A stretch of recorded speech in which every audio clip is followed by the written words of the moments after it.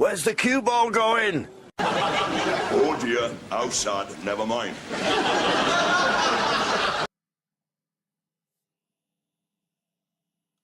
No bar, no pinball machines, no bowling alleys, just pool, nothing else.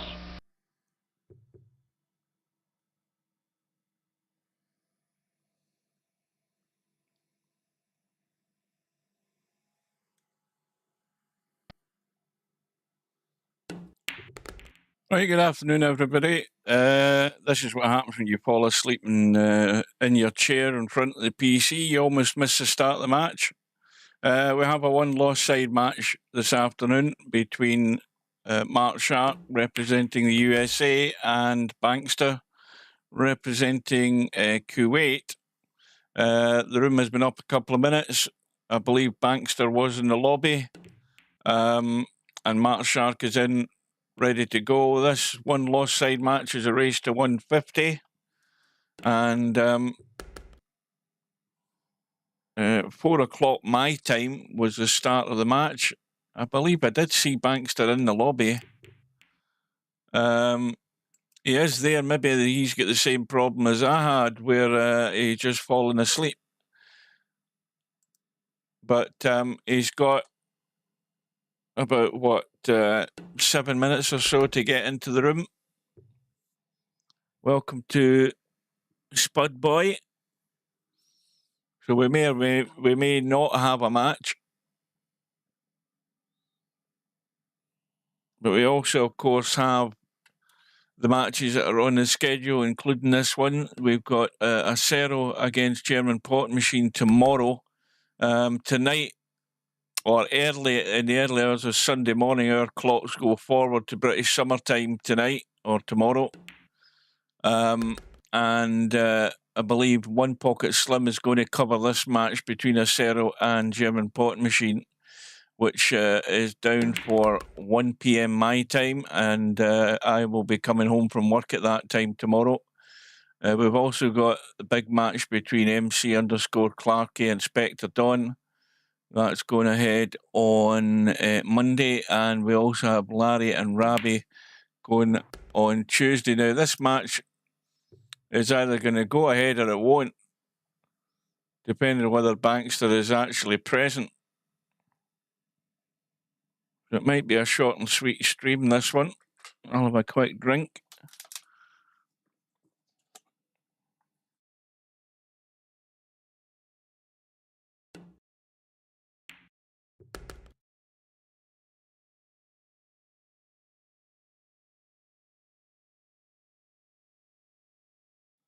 One thing that's probably similar in this match to the one that we had last night between Stubb and Romario is there's going to be lots of small contributions between both players. It's just a question of who gets on top. But like I say, we're now looking at the clock. We're now 5 minutes into the 10-minute time that allows you to get into the room at the start of the match.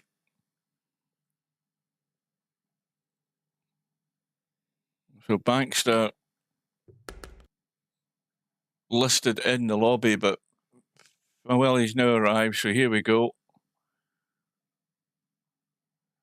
Bankster on the right-hand side, I believe. MarkShark on the left. Lag for the break.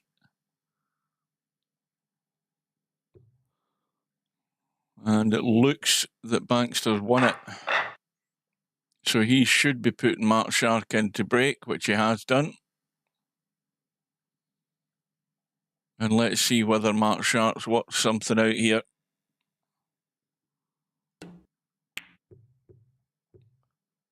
Well, that's Where's the cue ball going? almost scratched.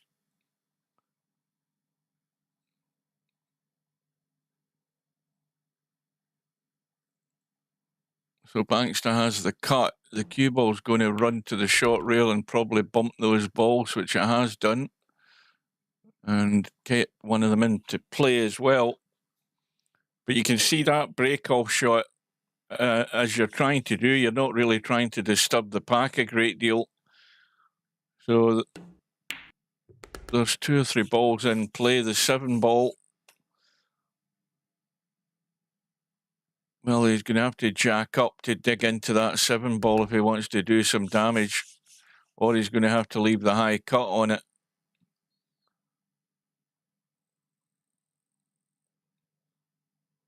Well, he's been in position on this 7 ball twice and hasn't taken it. Well, now he's got himself an angle.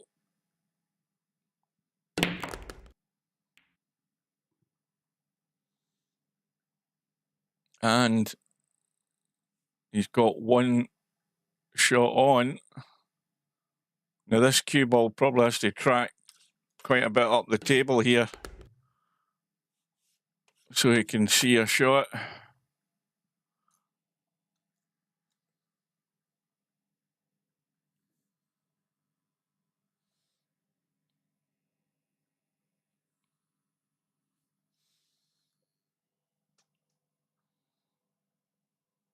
$150 to $135. Well, as I say, I think you could probably toss a coin and come up with any sort of guess. And I don't have any idea how this is going to pan out, this match.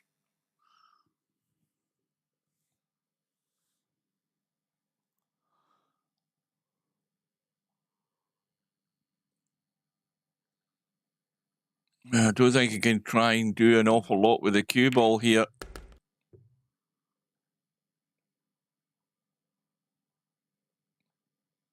Well, I think he's on the 3 into the side as well. Can you see enough of it? Yeah, you can. That 9 ball would be the break ball, you would assume, if he gets that far, but these 2 balls here are a problem. And now the problem is, unless he takes that 8 ball, he's going to be taking his possible break ball. I mean, the 10 ball is tight to the pack. The 12 ball is there as a break ball as well. But he definitely has to get rid of that 8 ball.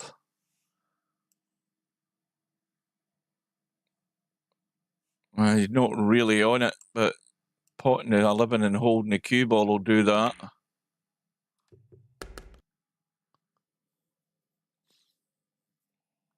So it looks as if it could be the 12 ball. Again, he's got to bump that other ball, I think, here if he can.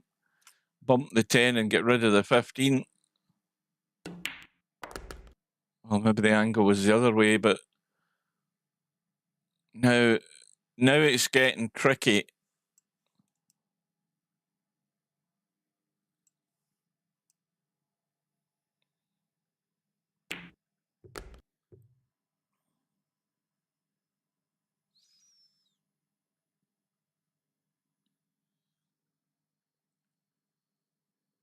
So now, got a line that needs to keep opening up this cue ball. Well, that's an angle. Could have done with a bit more. Could have done with sort of been there to get a good solid hit, but we'll see how it opens. Where's the cue ball going?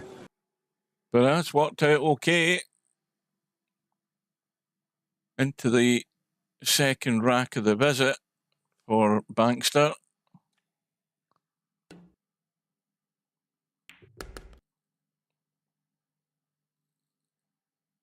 Now, could have done with a bump there, I think. Oh, I think he could have done with a bump onto the pack there to hold for that 14, and he's blocked himself off. Just a little rest onto any of those balls there would have given him a shot in that 14, because it's sitting there as a blocker. And again, he's just rested onto the ball. And he's lucky he's got a bailout.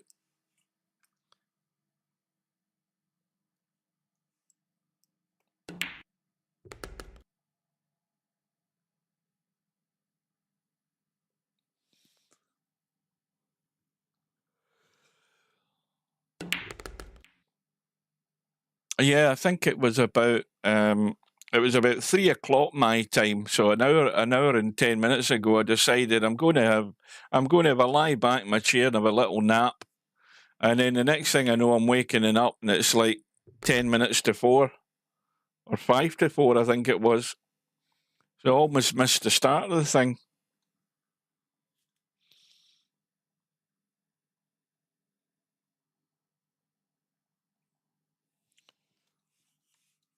Well, that's got room to get by. And that was fairly well controlled with the cue ball. Now we're running out of shots here. But he's got the little split. Where's the cue ball going? Cue ball has gone south, as you would expect when the cue ball starts to run loose. Oh dear.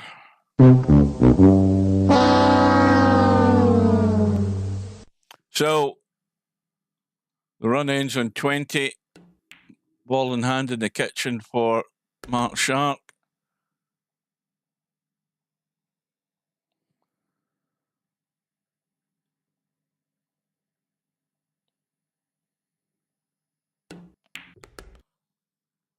Well, that's normally what I do when I get home from work anyway. I'll have a coffee and maybe something to eat, just a light snack when I get home, and then I'll sit in front of the TV and have a nap.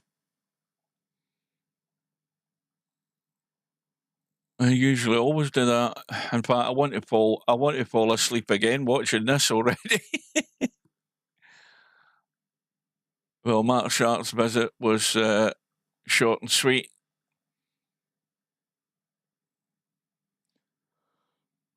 And those two balls, I don't think are lined at all. They're not set, but there is a gap where you can manufacture the combo, but with not having many balls left in the table, there's not going to be an awful lot of opportunities to split them.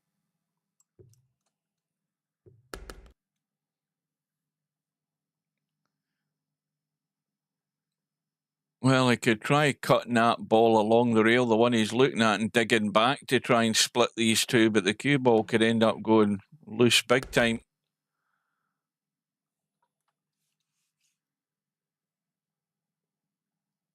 The prospects are not good for keeping this run going at the moment. Especially now he's finished dead straight in the 3. Or the 5, whatever ball it is, it's a 5. Well, he's got the big VP4 escape route, got the draw, got the split. And, well, the problem now is getting that break shot. Now, obviously, the one ball where it's sitting, he's got an angle. Again, I think he could have done with a wee bit more angle on this.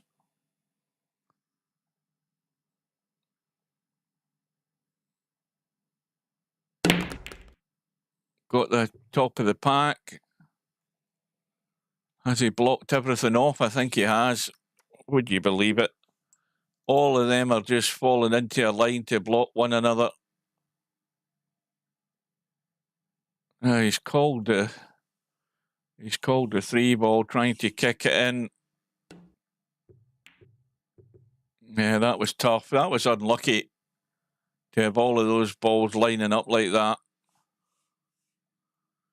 But MarkShark coming to the table with a start.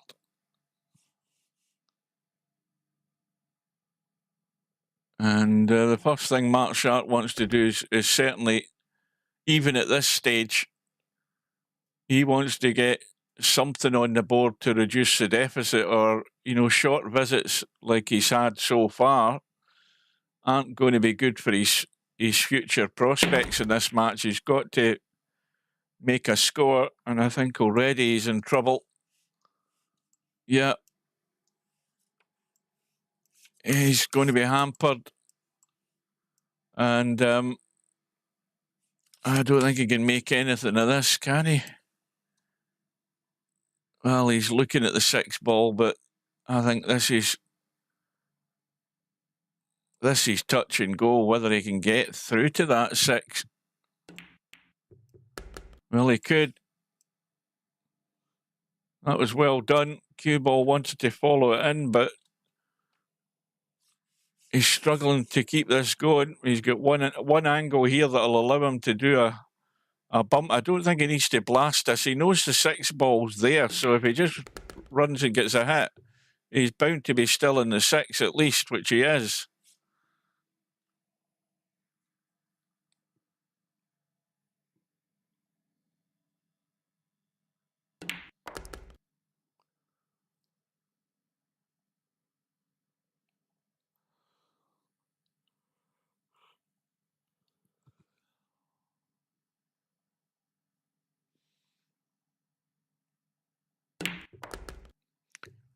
Well, last night was a record as far as virtual pool goes, because that's the first time that I can remember that Friday night 9 ball didn't go ahead. And to me, that's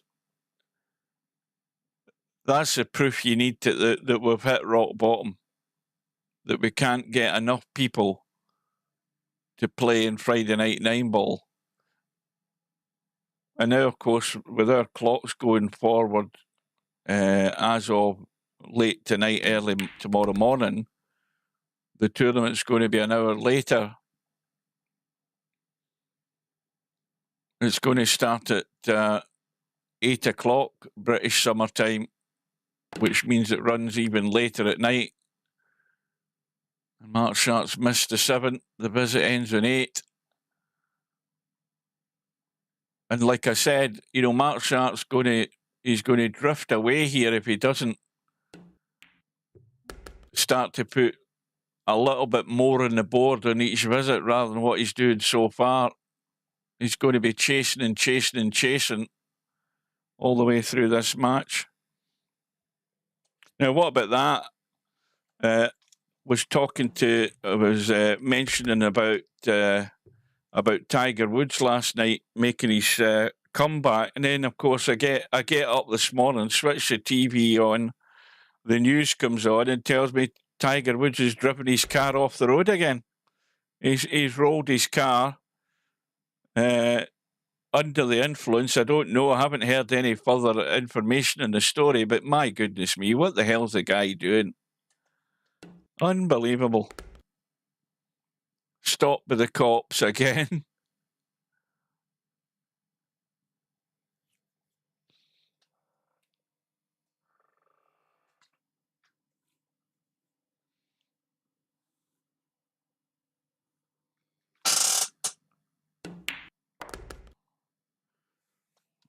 Now that needs to slow up that cue ball. Well, this is not the easiest of cut shots, by far from it, this.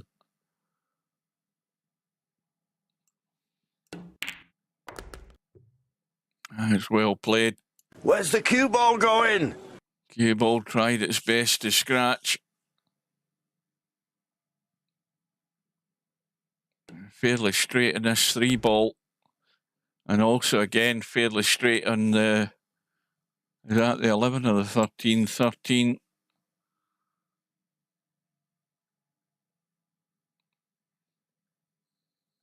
He's going to have to hit that a bit to get out. He's actually gone too far. I think ideally he would have wanted to have finished there on that 9 ball. He's actually gone too far on it. And, well, he can play the 12. He's playing a draw shot to try and get in and do some damage. He's done a little bit.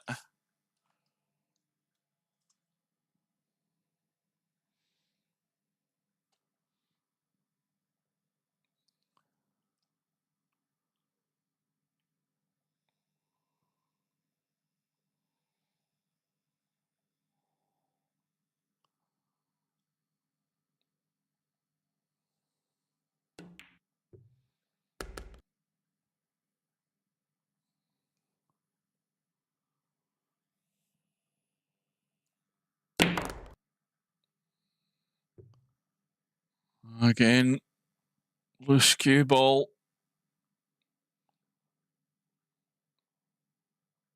And he's now probably going to have to take that, what looks like the 2-ball, up the other end of the table to bail himself out here. He's got a dodgy cut in the 6. Can he get that 7? Well, I think he can get to the 7, but the cue ball wants to go through the gap.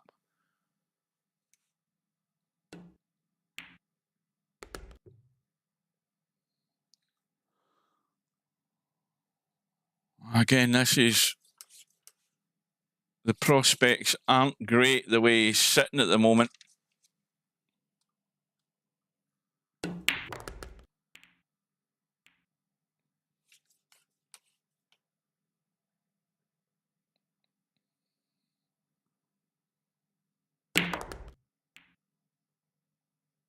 Yeah, well, he's on the 7, got a very slight angle, so he can pinch a wee bit to nudge these open a bit more.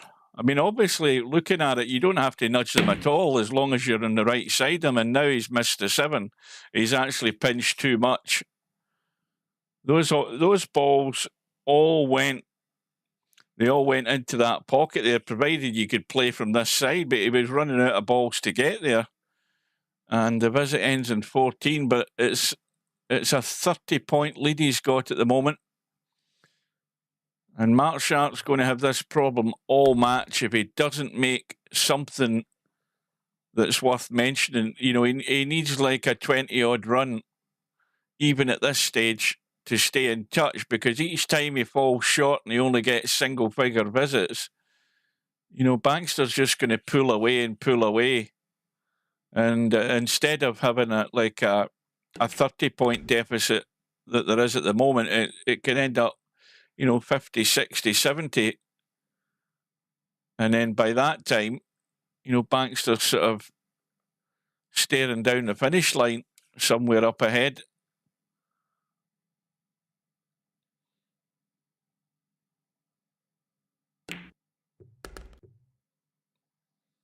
And that's no good. He's now in the middle of no man's land.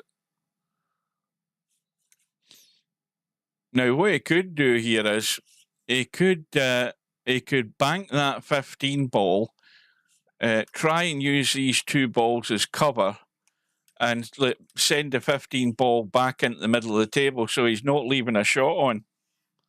That'd be one thing he could do. But now he's going for a combo. But he could just, like I said, he could bank that, hold the cue ball in this line, and if he gets the pace right, leave no shot on.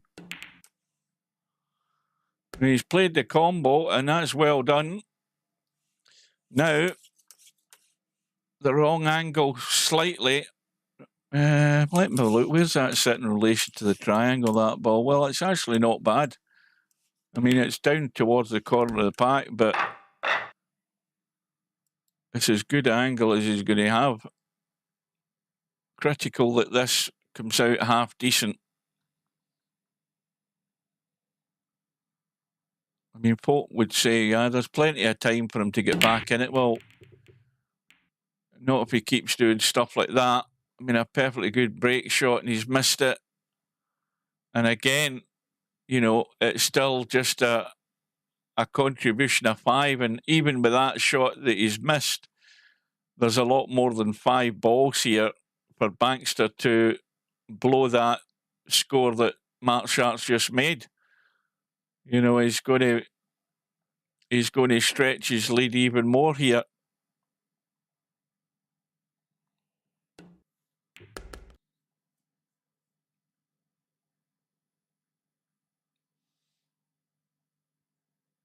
And you've got to ask yourself a question. You know, if you're making, you know, what, like, what's he on? Was he on his third or fourth visit? If you've made like 3-4 visits in straight pool and all you're accumulating is a total of 15 points, there's a problem. You need to get your act together sharpish, or you're going to end up in big trouble fairly soon, to a point where it's going to be beyond you. to make any sort of substantial contribution to really get yourself back into this. I mean, that's always a possibility in straight pool, no doubt about it, but I don't know whether MarkShark's got those capabilities. He certainly doesn't want to be tested on that. He wants to redress the balance if he can, but so far, nothing's happening for him.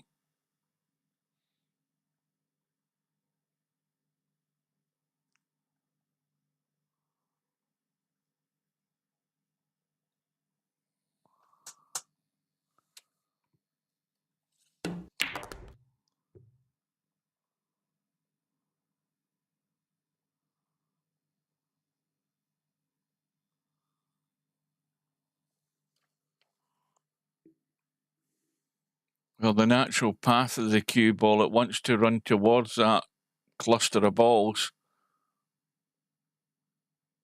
And he doesn't need to blast this if he just lets this cue ball run towards him. See, he's hit that too hard.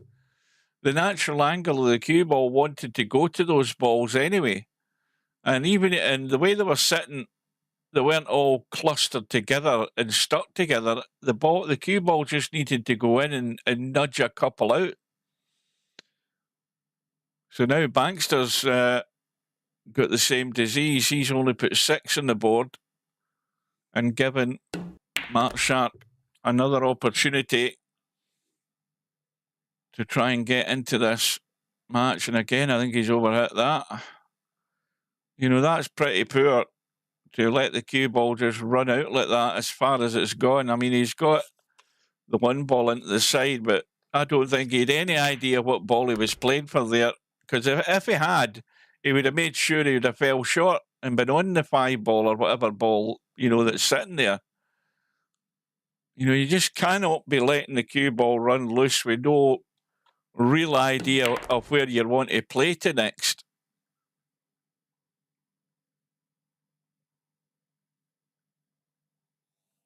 You've got to play it with a bit better control and thought of what you're doing.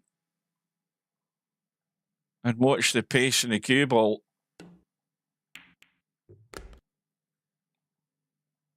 So now he needs to have already made that choice of where he's going for a break shot. I mean, the 10 ball is right at the corner of the pack. And that is, again, that is really, really poor. I mean, that ball there is just a little light cut into the corner pocket, and he's missed that by a country mile. And that is so bad.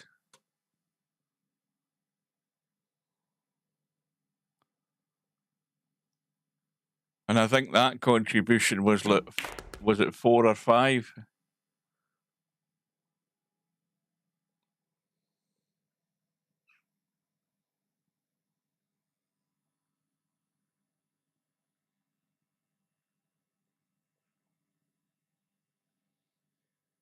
I don't know what the hell's going through Tiger Woods' head. I thought, I mean, whenever he said interviews, he always seemed, you know, that he was well brought up and good. That's never going to go in. Good, you know, a good common sense type of guy, but quite clearly he's got issues. And the news this morning was a bit vague as to you know, whether it was drink driving or whether I mean, he may well be on painkillers or whatever the hell it is, but, you know, why is he driving a car? That's the question I'm asking. Should he actually be out on the road? Would he not be better having a driver rather than him driving? Because clearly he seems to not pay a great deal of attention to what the hell he's doing when he's on the road. He's riding a very fine line.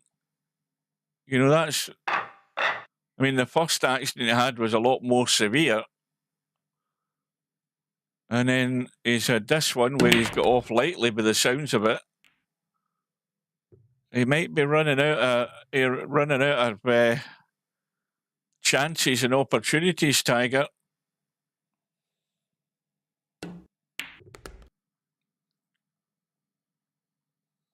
So MarkShark is back in again for about the 6th time here.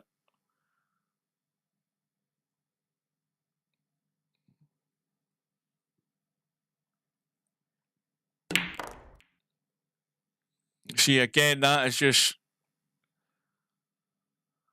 I mean, you've got to have a voice in your head telling you that this cue ball is going to run off the pack, and if you're going to go forward, it's heading towards that side pocket. He almost scratched there.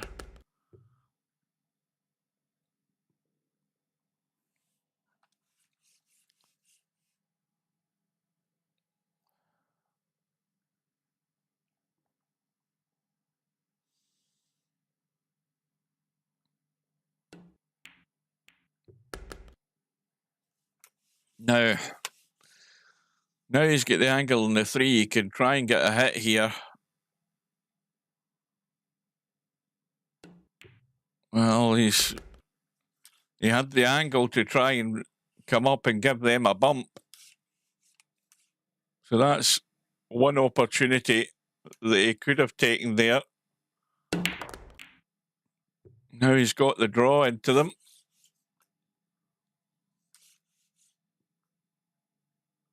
And they've came back together. You know, one of the balls has come out, but the other ones have come back together.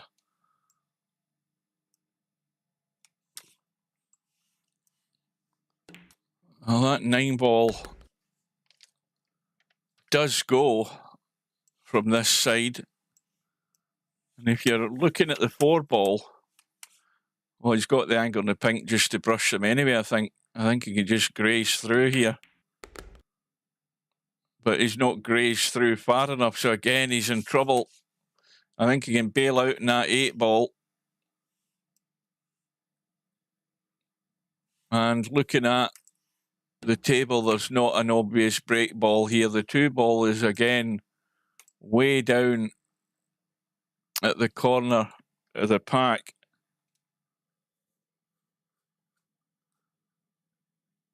And I don't know what MarkShark did there. What the hell did he play? Why didn't he cut the 8 ball down the rail? I was too busy looking at the lay of the land there. And his visit's ended again. The 8 ball was the ball to bail out on, because he had a clear shot on it. I don't know what he took as an alternative. I totally missed that.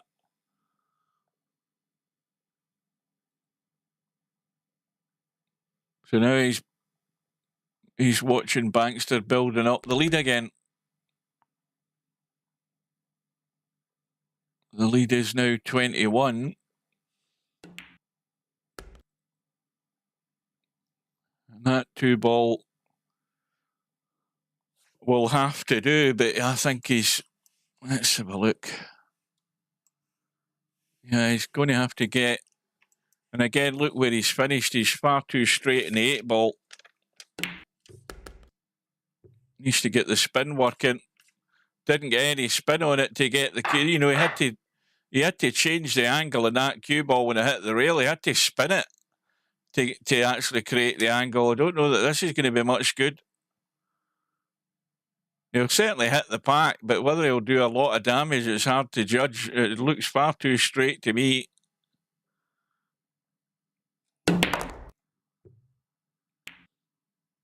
And I think in the end I was right. It was far too straight. But, you know, when he was playing that shot down the rail there, he had to play that and try and force it to the rail and then use the right English to create the angle on the shot. But maybe he didn't think he could do that. I don't know.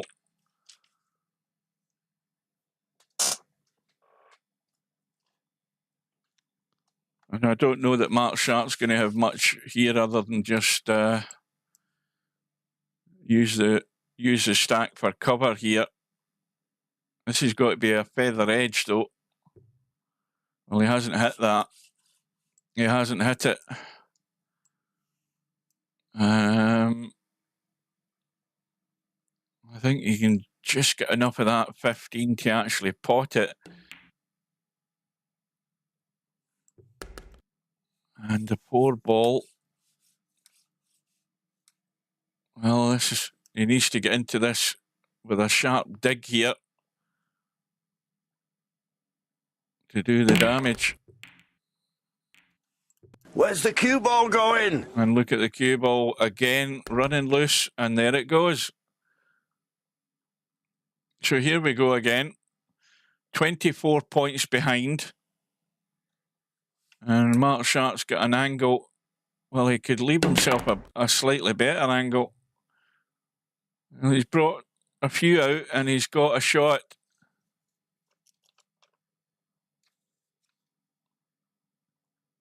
He just needs to roll this in. Probably get rid of is that the 11 or the 13 there? Now, let's have a quick look at the angle he's got here. Now, if he stuns this in, just a little soft controlled stun, you get the cue ball up there, you can get rid of that ball there, I think. Does that ball go? Yeah, the 9 ball goes. He's gone a bit too far, but that would have been the one to, if you finish short on it, you can get rid of it and, maybe go through those balls. See, that there is the problem ball right now. And he was on it, although he was just a bit too far up the table. And he can get on it again on the 4 ball here. Cue ball wants to sort of just stay in this line. He's got the right angle where the cue ball's just going to go down there if he lets it roll out. Now he's trying to do damage that. See, again, I'm not sure why he tried to get into the pack that way when he could just roll through and it'd have been on the 9. But anyway, it might work out. He's slightly the wrong angle on the 1. But again, if you check it up, you can go to the rail. Or if you hit it soft enough like that, you can get on either or and get rid of one of them. That was the one hindrance to completing this rack, is these 2 balls, the way they're sitting. Of course, the other problem is the break ball and the 8 ball will have to do. That is also a good candidate for a break shot into the side pocket to get into the pack.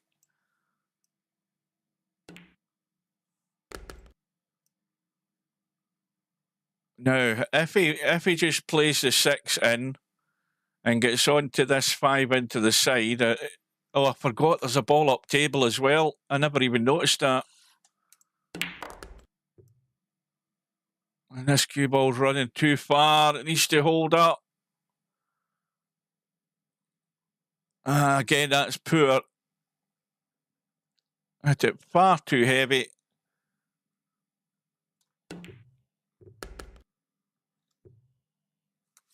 And of course, now he's going to have to dig out a shot and a half here to stay at the table.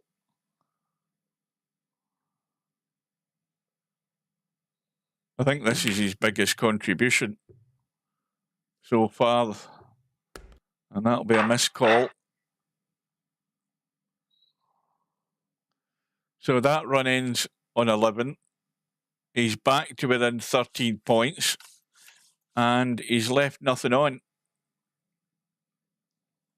So that's a bit of an improvement in terms of not leaving Bankster back in just to build up the lead again.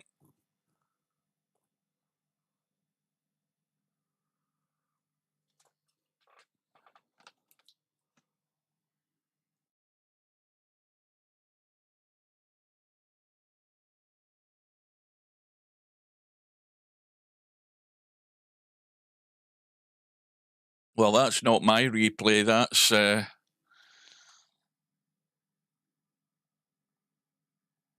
what the hell happened here?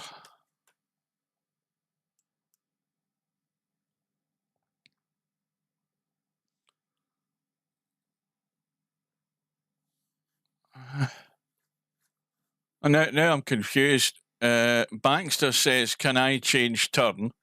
And MarkShark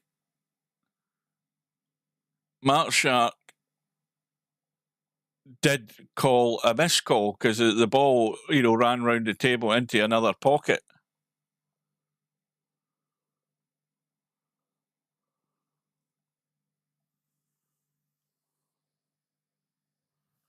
I'm staying well out of it. I'm not getting involved. I'll let the two of them sort it out.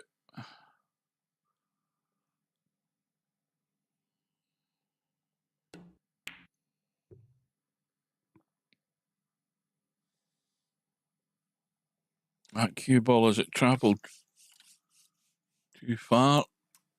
Yes, it has. Well, this would be a crazy aggressive shot.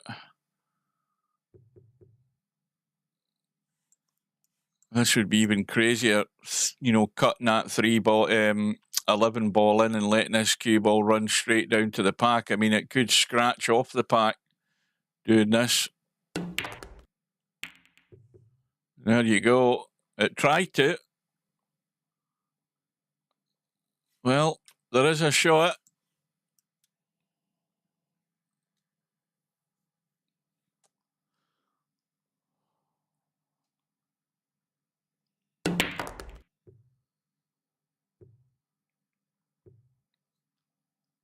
Oh, that 7 ball just bumping the ball. That might have, well, he's on the 6. That'll do. He's got a shot. Well, he's at least got one. And straight away, I think the angle on the 6 ball is just slightly the wrong angle to hold for that 15, which would get it out of the way. And now he's trying to get himself in trouble here. I don't think he can see enough of the 4. That looks tight. And he's got a very dodgy cut in the 3. He's also got the cut along the rail, though.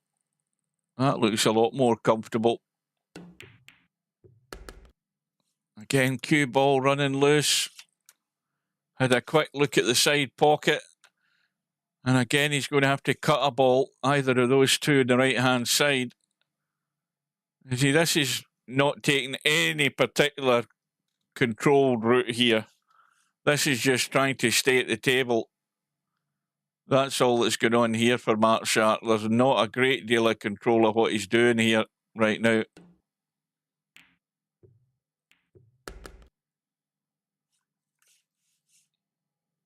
Now he's again stuck himself on a ball. We're scraping the barrel here, trying to stay at the table. Wrong angle in the 14. That would have been handy just to be there to nudge them open.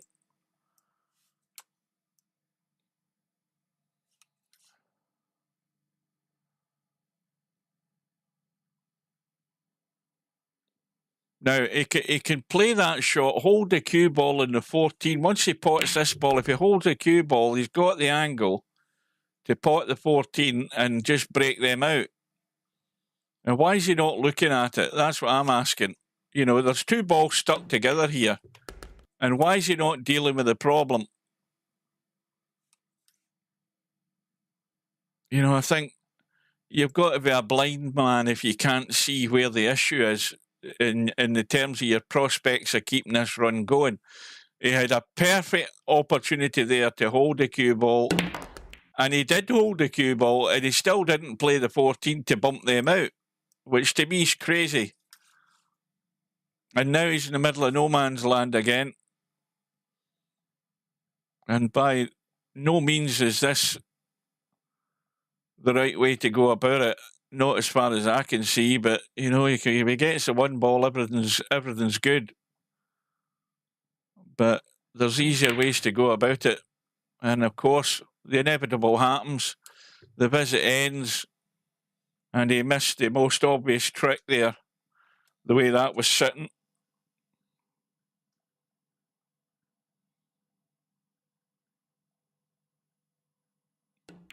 Well, I said that there before you arrived, Tam. I was saying, you know, I was talking about, you know, Tiger's comeback, and Steve was talking about, you know, his fitness and that sort of thing. And then, of course, I got up this morning, and then it tells me I thought I was having a dream that I was going back to the original car crash he had.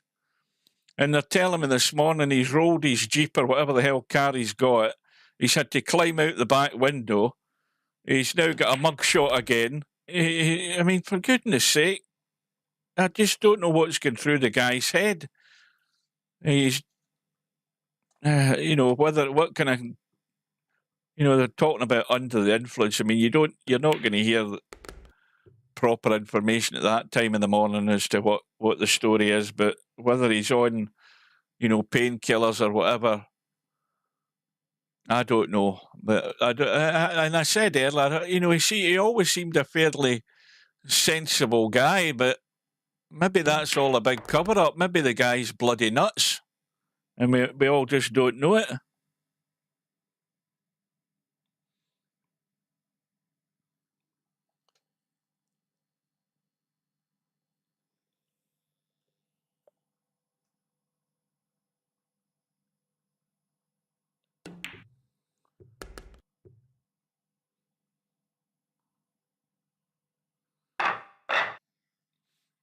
No, if you remember, I was talking about the fact that he's now 50, that he's 4 years older than what Jack Nicklaus was when he won his final major at the age of 46 at Augusta at the Masters, which I sat up and watched it all.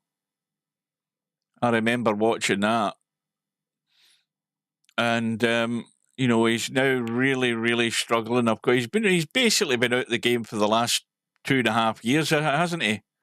Where goodness knows how many more operations he's had. He's had his back done again.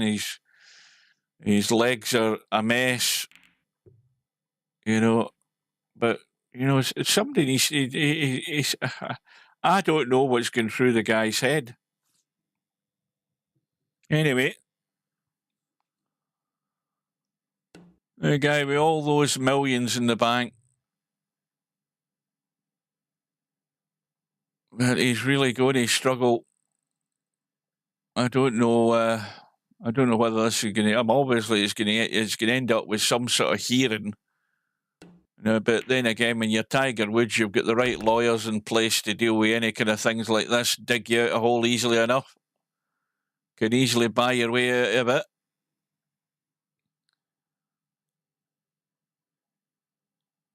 Well, MarkShark had got himself sort of back in it, but Bankster's now back at the table, got a 10-point lead, and has one shot to get him started here. I mean, these balls are broken not too bad.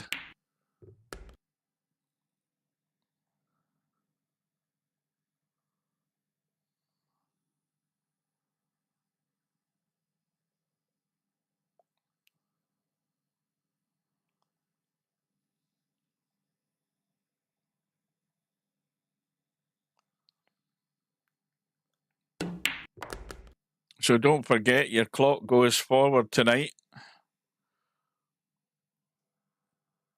I'll do mine after I get my dinner, because that way I don't forget. Once this match is finished, I'll get my dinner, put my clocks forward.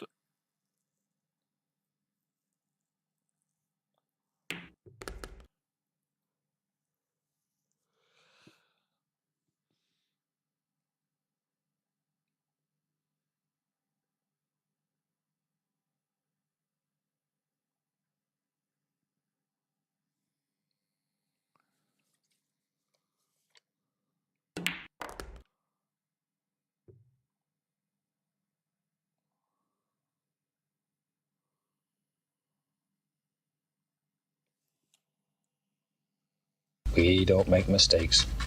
We have happy accidents.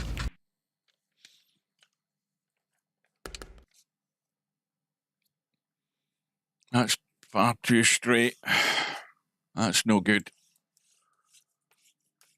So now you've got to play the shot where you can hold for that 6. I mean, you could take the 14, come back and get the 6, because the 14's a blocker for those that side, but That's perfect. You don't need to blast this. And again, he's missed the set. That's really, really poor from Bankster. I mean, he's getting worse the longer the match goes on. I mean, that was a perfectly simple 6-ball. Whether he's trying to do far too much for the cue ball, I don't know, but he actually stunned it onto whatever ball was there, potted that other ball by mistake, and he's got himself lucky here because he hasn't left anything simple for MarkShark. Bankster's visit was 10. He's got an 18-point lead.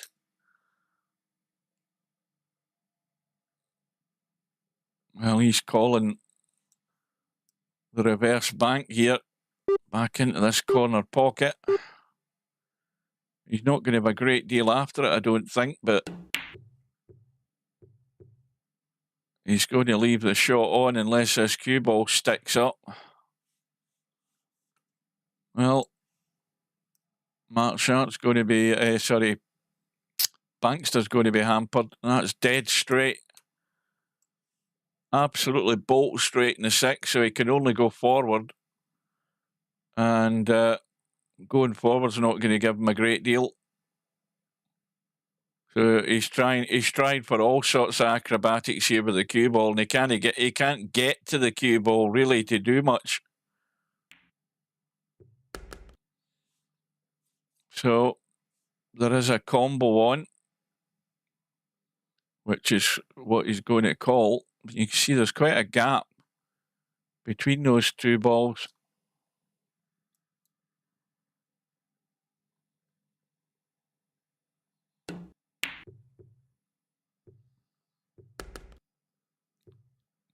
Now, did he call that?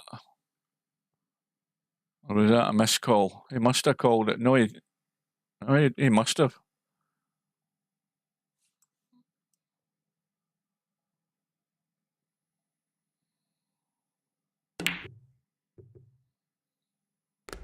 Well, he didn't call that, did he? No, he didn't. So Bankster's visit was just 2. The lead is 20 again. And MarkShark's got no shot. That's a pretty good safety, though, because he's got him stuck in the rail. And Bankster's quite prepared to take on any sort of thing that looks like a bank.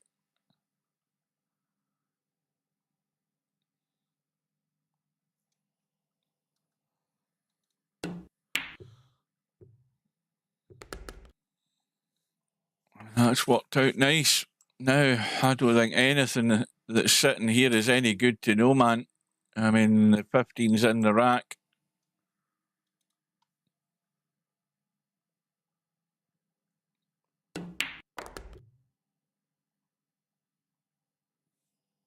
Where's that? 11, it's in the rack as well.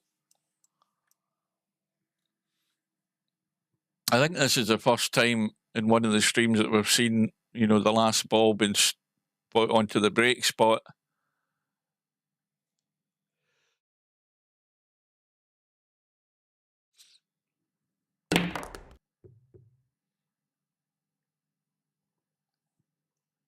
Where's the cue ball going? Well, this is just a feather edge.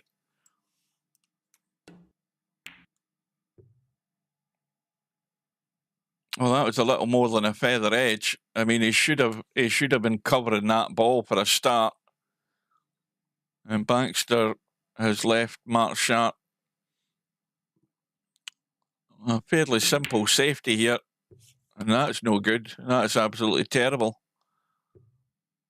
That is such a poor shot execution to do that. I mean, it was so easy to play that 3-ball and get back in behind the stack. I mean, that's just a nothing shot. Is that 2-ball a combo?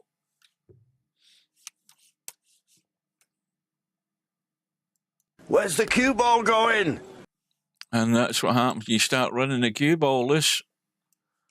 Well, it isn't a combo. I don't see anything obvious in that stack of balls.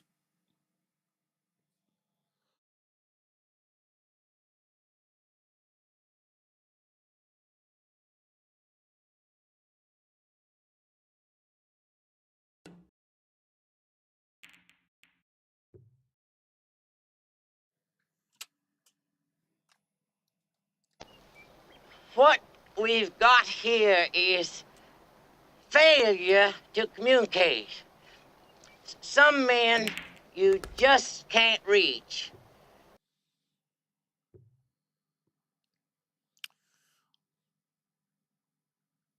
Well, Bankster's got the shot here from a distance, so this cue ball's going to head straight into the stack and die by the look of it. Well, he's on the one. It's the only one he's on. A cue ball could have did with a hit there, but he's into open country, got 3 balls to choose from.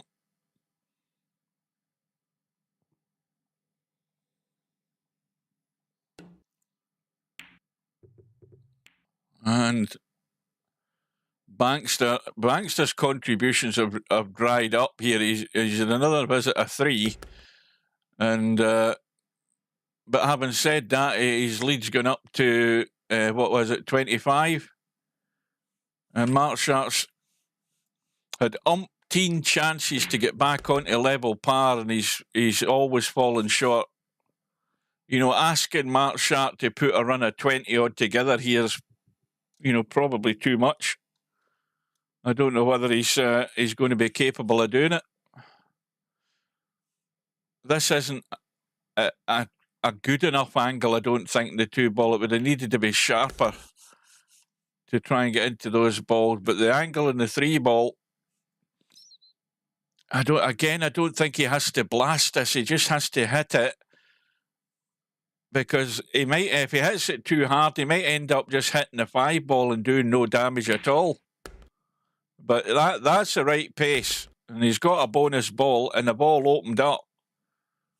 That's a bit better. Now, let's have a look at where his break ball is. Well, if he's looked and decided that could be the break ball if he's taking the 7. So now he has to work around this break ball. We check up table. There's nothing anywhere else in the table. And he's just ruined his break ball. See, that is terrible. I mean, that was the plum break ball. And again, running the cue ball loose, clearly with no idea where the cue ball's going to end up. I mean, you have to say that. I mean, he could turn around and say to me right now, "Oh, man, I'm leaving the 6 ball in my break ball." I don't believe that for a minute. I mean, that was the break ball, and the cue ball's just willy-nilly running loose with no proper clues to what he's doing, and he's bumped the break ball to hell. You know, and this is what I keep talking about, and it's the thing that frustrates me about players, where they're 100% not really thinking about what they're doing. Because see, if you're thinking about what you're doing, you don't do something stupid like that for a start. I mean, that ball didn't need to be touched, and he almost did the ultimate there.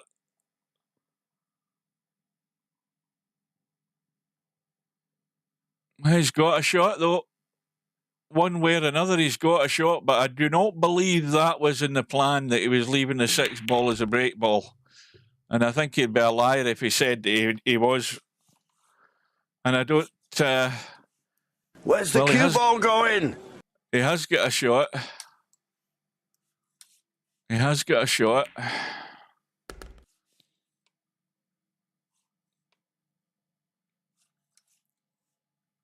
So he's going to clear one of the blockers here, get rid of the 5. I'm trying to, you know, stay behind his cue to see what he's seeing, because You know, again, this angle here, he doesn't want to get too greedy here and try and do a lot of damage, because the cue ball, if he'd hit that a lot harder, would again try to miss that pack there. Now he's sitting awkward. Now you can obviously thin cut the 12.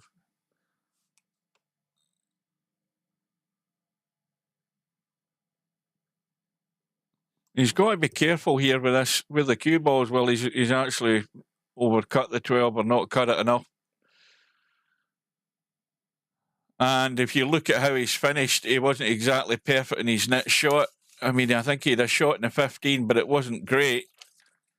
So his visit ends in 14, and again, still 10 short of Bankster, and now it all starts all over again. I think this is just kind of the story of this match, where, you know, Bankster in his last 4 or 5 visits has scored virtually nothing. And MarkShark's opportunities are they keep coming, but he's not making the most of them.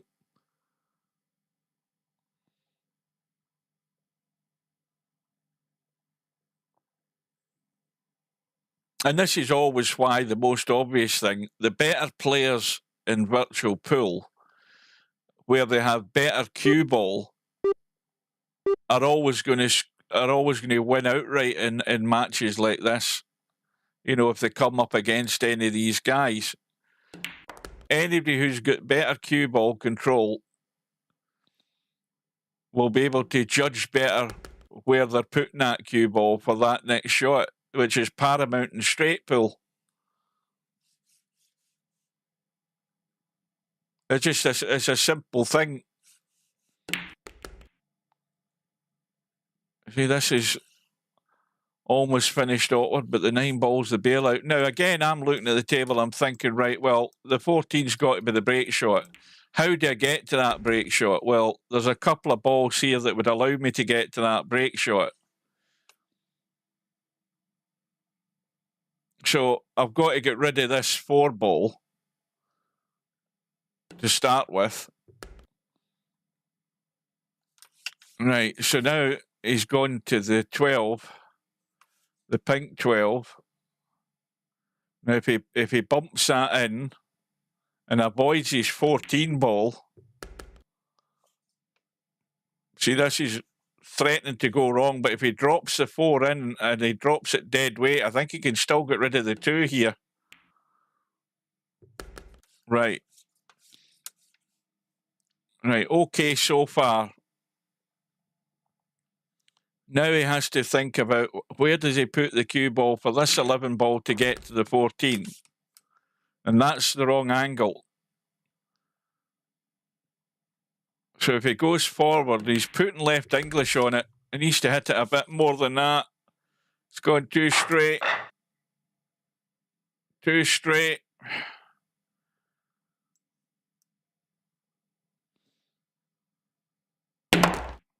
Yeah, it was always going to die on the pack. You just cannot generate enough force into the cue ball to do any major damage. Right. Well, he could just bunt that 11 ball and just stick the cue ball in the stack. He's called the bank, but he's going to have to let the cue ball loose if he's going to try and keep at the table here if he's playing this as a proper bank. You know, he can't just leave it stuck in an eye. He is playing safe. Okay, he's left the 11 ball on, but it's not pretty. Well, Bankster's contribution this time was 11. And if MarkShark just rolls this 11 in, he's not going to have any follow-up shot unless he can get half a decent line in that 10 ball. But that 10 ball is very tight. Well, it's not as tight as it looks from this angle, though. Now, did you... Well, I was about to say, did you want to actually try and hold a line behind the pack there to get that 1 ball and maybe try some damage? He's got a second chance at it. Needs to check the cue ball up a bit, though, I think. Unless he's trying to run into the back of this stack. Well, he's left this way short for my liking. He's certainly going to hit something. I don't know whether the 8 ball will take all the pace out the cue ball, though. That's the problem.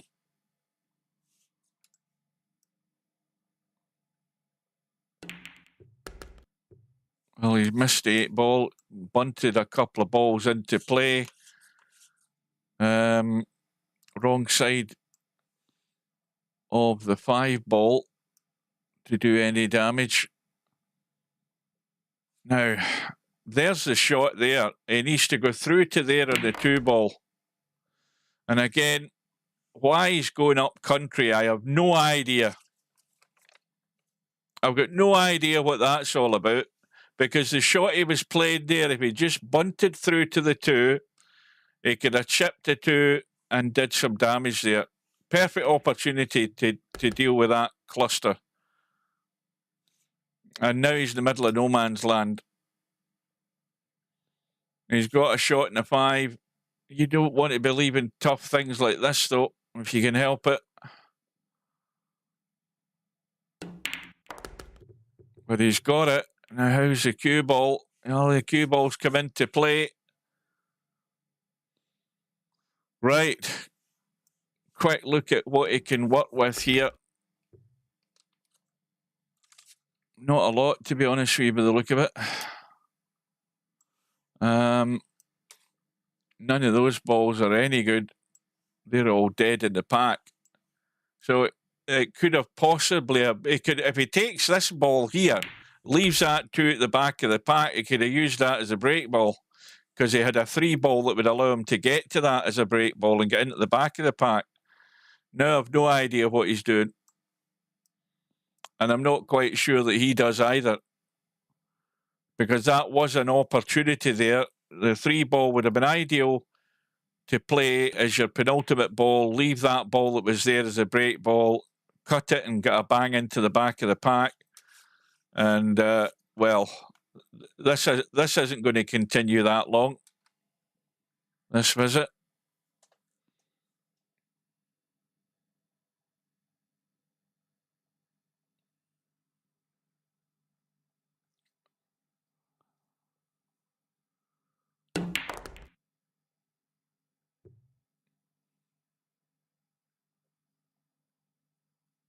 Oh, let's have a look at this 3 ball.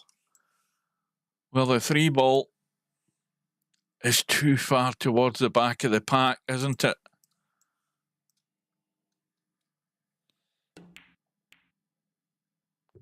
And the 6 ball's been knocked out of the pack. Again, it looks not too inviting either. So, looks like the safety is going to be the end of this visit. Unless he can manufacture something with what's left in the table.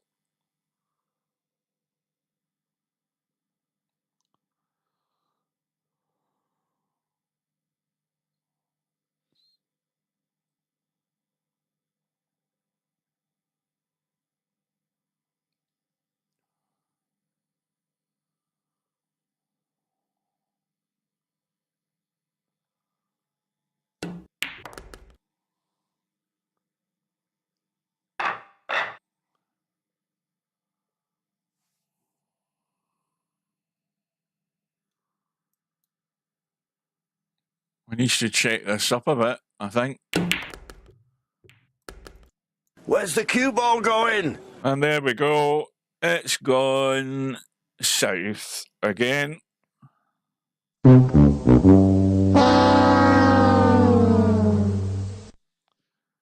Coming off the back of the pack, straight into the corner pocket, and here's a great chance for Bankster. I don't know, we've lost count of how many opportunities that, not Bankster, that MarkShark's had to actually catch up to Bankster. He's only 15 behind. He's got a couple of bailout balls down at the bottom of the table here. He's also got a potential break ball sitting right there, and again he did his best to try and bump that 1 ball out the way. I mean, that's just running a loose cue ball there. That again is just played, I don't know, with no great control. Yes, he's got bailout balls down here, but he did his best to bump that one ball out the way, and the one ball's sitting there for a break shot. You know, he should have been avoiding that like the plague. It's sitting in position.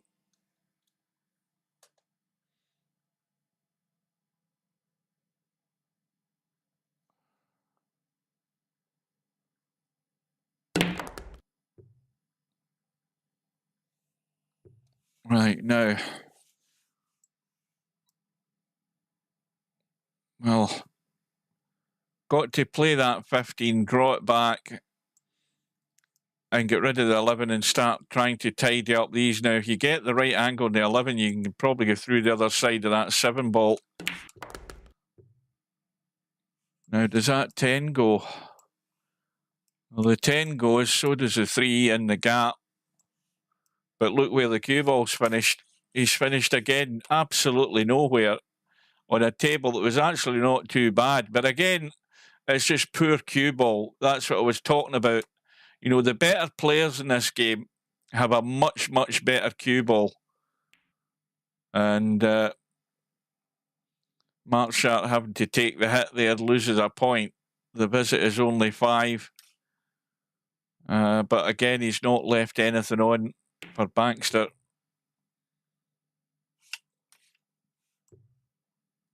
And, well, the 10 ball is giving him cover. That 15 ball is an open invitation for a bank into the corner. He's got to have a go at that.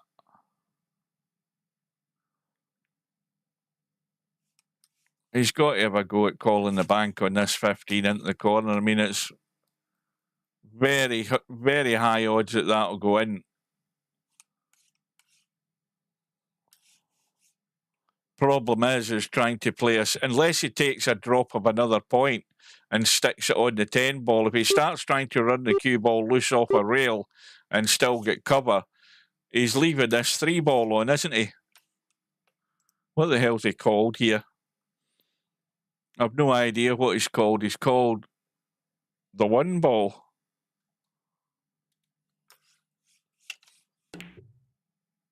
Trying to cut it up the table. Well, he hasn't left the 3 ball on, but he's left either the 10, the 6, or the 5. He might have been better just to have took the hit again there and lost another point than doing that.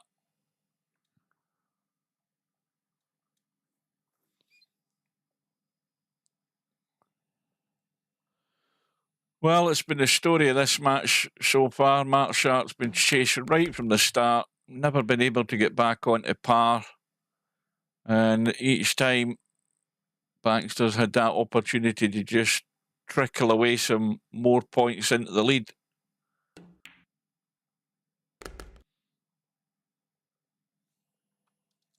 Well,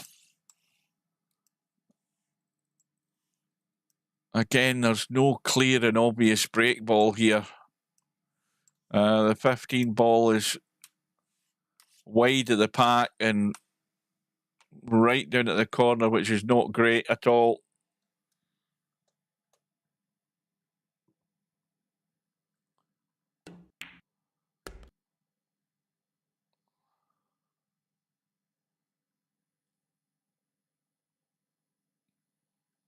I haven't seen a great deal of evidence either of these two players where you could generally say that they're actually working around a break ball. You know, and another miss from Bankster, a visit of only 4 again. So, I mean, MarkShark's had umpteen opportunities here. You know how this might finish? The fact that Bankster's had the lead but not really been able to make that really tell for him. The fact he hasn't done that, the longer it's gone on and on and on, you know, MarkShark may well hit a wee run here and pinch this right at the death. It would never be a surprise if it happened. Like I say, there's not a great break ball sitting here, so this doesn't have very great prospects for the future, this visit.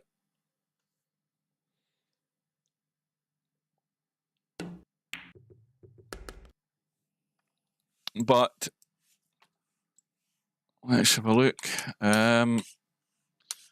You know, if he was sitting better on that 7 ball, again, he would have an opportunity of a side pocket break shot to get into that pack. And he's nudged the 5 ball into the pack. So it's gone down onto the break spot.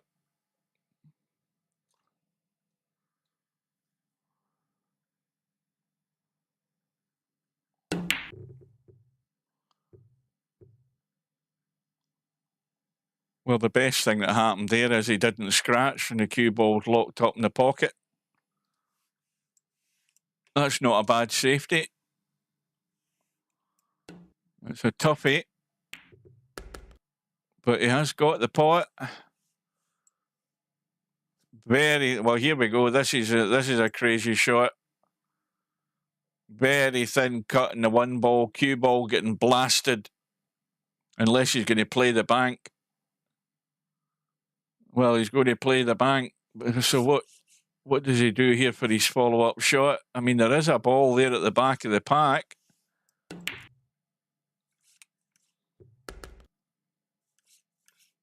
And he's going to get enough of that to cut it, that 13. Now he's called the bank in it as well.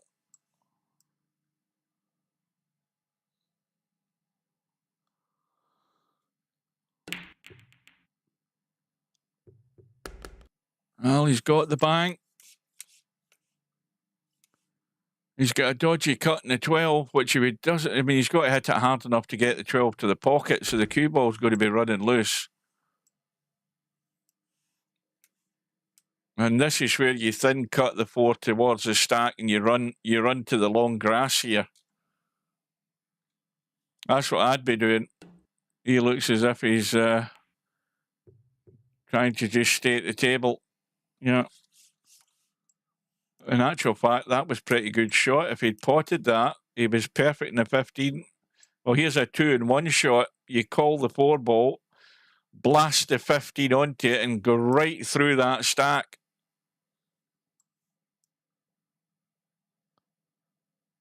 Well, you don't need to look at it 3 and 4 times. The 4 ball has got to go in as long as you get somewhere near it. Cue ball's going through the stack. 7 balls hanging over the side pocket as a follow-up. 2 balls there. 8 ball is there as a workable break ball. See, I'm thinking immediately after I've played that shot, there's my break ball, right? That's what I'm thinking. Unless you nudge something out of that packet into the table there, the 8 ball's a break shot. Now, if the 8 ball is to be a break shot, then you also have to think about that situation there and how you get to that position pretty quickly to try and do some damage.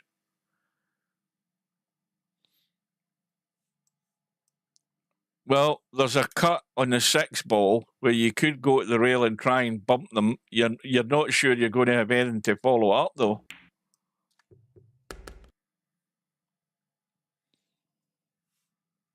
And now he's in no man's land with pretty much no shot. He's got a 3 ball.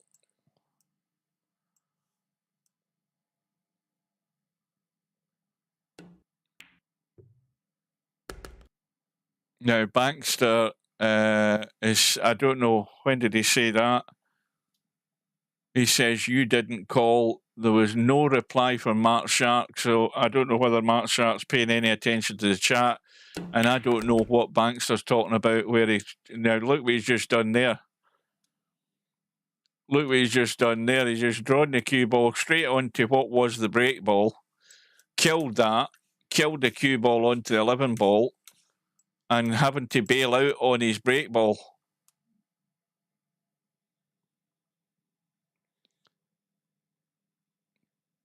Good afternoon to Cobra.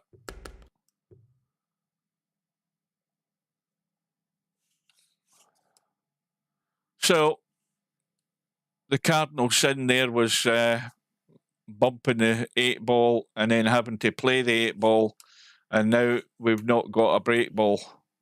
Let's be honest. We've killed that. And remember what I said a few minutes ago there, the fact that MarkShark has been chasing and chasing and chasing, and in the last number of visits that Bankster's had, he's virtually dried up in terms of scoring. Not that the scoring's been breaking any records, but it's the fact that MarkShark's now sort of breathing down his neck, virtually. Now that's 6 balls in the pack.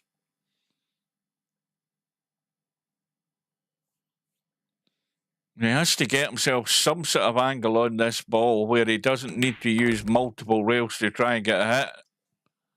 I think he's... I don't know that this is going to do him any good.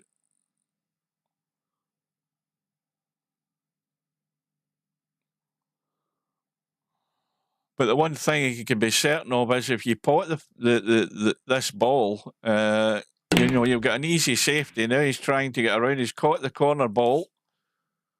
Is he going to get a roll of the ball? He's got the 9.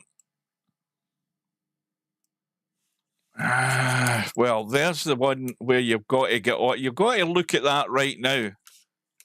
You've got to look at that right now. He's on the 9 and he can come back. Now he's banged the 9. And again, you see how he's banged that with no idea what he's wanting to do with the cue ball. That's the point I'm trying to make, folks. That players like MarkShark, he's banged that 9 ball for no reason whatsoever. The cue ball has come banging down the table with no idea where he's playing to. None whatsoever. When the simple thing was to look at the shot he had and look at where the 3 ball was sitting. Now, any sensible guy that's in this tournament would have saw that a mile away. It was sticking out like a sore thumb, and all you do is just nick back and use that 3 ball, bang that in and do the damage. So MarkShark's not paying attention and he's not thinking about what he's doing. And that's the bit that bugs me every time I see these players doing stupid stuff like that, where they're just not even thinking a shot ahead of what they're actually trying to achieve. What was he trying to achieve by putting the cue ball down here? Or did he even know that the cue ball was coming down this way? I've got no idea, and he had no idea either. That is definitely clear. It just dumbfounds me that players just don't have an ounce of common sense about them. And again, this is a player that's been around VP for years.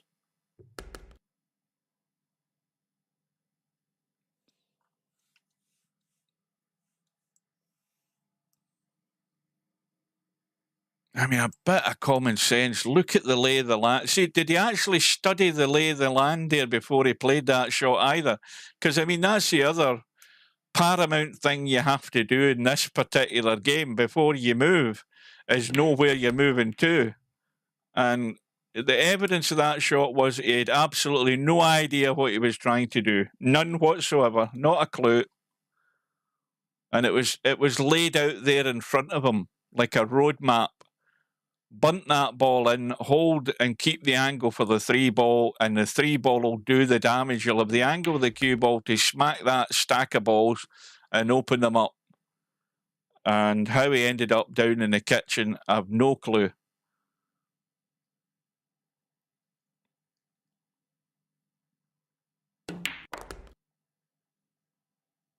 And as it is, Bankster's back at the table, putting another little run ahead and opening up the gap again. Now, this is why I get so frustrated watching some of these guys. It boils my blood watching them do stupid things. And again, not thinking, no thought whatsoever of what they're trying to do or go about and do. And it's, again, I don't know what he was trying to do there, Bankster, but he's missed that by a country mile. And it's also why you end up with ugly tables like this, where there's no real idea where we're going here in terms of break shots. Yes, you can cut the 10, Yes, you could use the 10 to get to the 12 and maybe leave a high angle in the 12 and cut that in and try and catch the corner of the pack. But as it is, MarkShark is still within touching distance here. And if he can get to the end of this rack and get a break shot and get something good out of it, he could end up in the lead. Oh, don't say that. I mean, I've still to get my dinner. You'll have me salivating. What have you ordered? No, don't tell me. Don't tell me. My stomach's rumbling. I'm waiting for this to finish so I can get fed. Well, he's going to have to get out into the middle of the table here. Now, you see, this is where you think, I've got to get out into the middle of the table, get above the stack, and leave a high angle and a thin cut on that ball. Where's the cue ball going? And again, this is no use. Why didn't he just play to there? You know, get the cut and get a big hit that way. I don't know he's got enough here he can work with. No. I mean, that's another thing I could argue all night. You know, the shot there was get yourself out past the stack, up to there. The object ball was there. Give it a good cut and a bang off the rail into the stack. You've got a break shot. And he's ran down onto the rail to try and get a shot. Ah, dear. Right, what did you order? And I'll tell you whether it's any good. Because I'm an expert in Chinese. I've been eating them for like 50 years, at least. And I'll tell you another thing. When they built the little small shopping centre that we have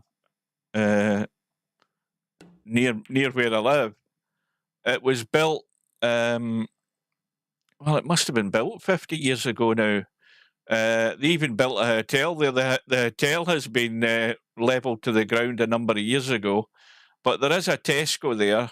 There's a Tesco supermarket. There's a fish and chip shop. The only shop that is there, or the only premises that is there and was there since day one, is a Chinese. It was there. And the first thing I ever bought out of Chinese was barbecue spare ribs. I thought, I'll give this a go. I'd never had anything like that. And that was the very first thing I'd ever bought. Oh, king prawns, I love them.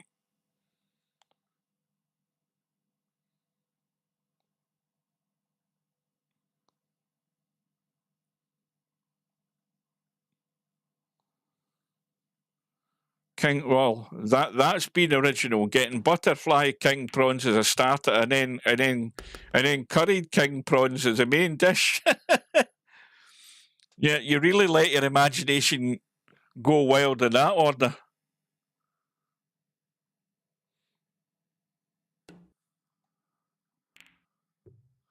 Right, so I think this is about as close as MarkShark has been. I think he's been back to within 10 points of Bankster twice so far in this match.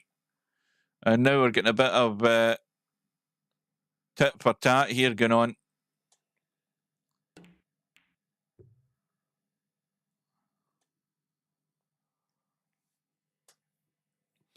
I like they do deep fried curry parcels in the one I order my stuff from. I love them. You get a dozen of them. They're nice as a starter, nice and crispy. Little hint of curry in them. Very, very crispy.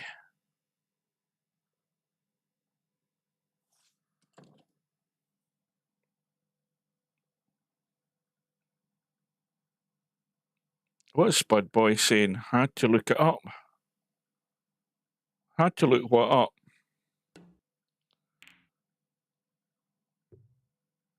Shimp? What the hell Spud Boy talking about? Give me a translation of what you're talking about there, Spud Boy, because I'm totally lost.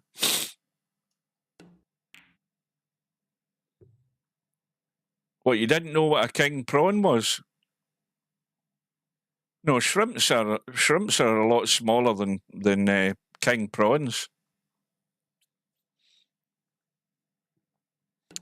shrimps are tiny wee things over here anyway in this country compared to a king prawn.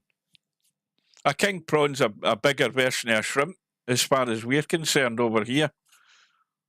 But anyway, they're things they're creepy crawly things that crawl along the bottom of the sea, and they're delicious when they're done in a wok.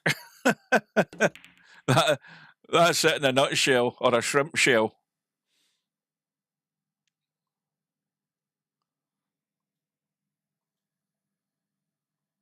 So, right, so you don't have the terminology of king prawns over there. That's now what I'm understanding.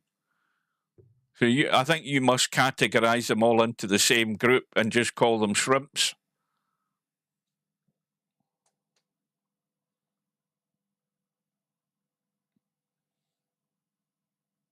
Oh God, there's nothing like a traditional Scottish Chinese. As I say, I've been eating them for definitely 50 years. I mean, I would have been about 12 years old when I went into the Chinese when it opened up my way. And as I said, barbecue spare ribs, the very first thing I ever bought. And I can remember it as clear as day. And I thought, they were nice. I'll be back for more of this sort of stuff. And that got me started, and I've been at it ever since. There's barely a week goes by where I don't have a Chinese.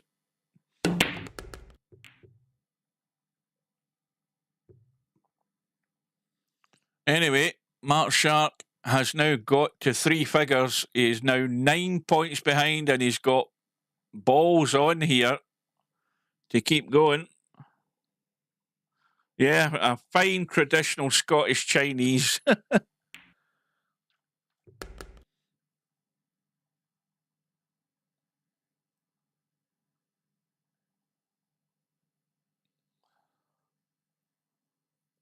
Well, either way is a bit too straight in either of these balls.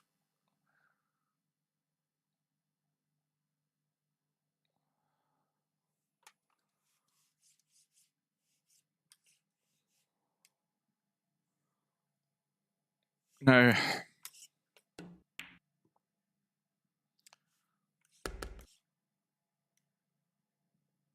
well, I'm not sure what he played for here. I mean, does he want to try and get greedy here? That hasn't run far enough. It hasn't run far enough. Even if it had ran to there, now I've got the hiccups. He could have just rolled the 6 in and gone to that ball at the back of that little stack there and broke them up. Because none of them go. Why the hell do I get the hiccups? Right. Now he's got an angle on the 6, and he's looking at the ball down the rail, but why is he now? He's decided to look at the 6. He's got to dig into this. Where's the cue ball going? Cue ball spun and then went forward there, and now he's going to have to either play a tight 9 ball or play the combo, and he's also got a problem in the rail here where he needs to get onto that 11. So again, this is just breaking down in terms of a structured way of trying to keep this visit going. You know, every shot he's played now is just to try and stay at the table. It's got no real meaning other than just staying at the table. Again, it's definitely going to be the combo this time.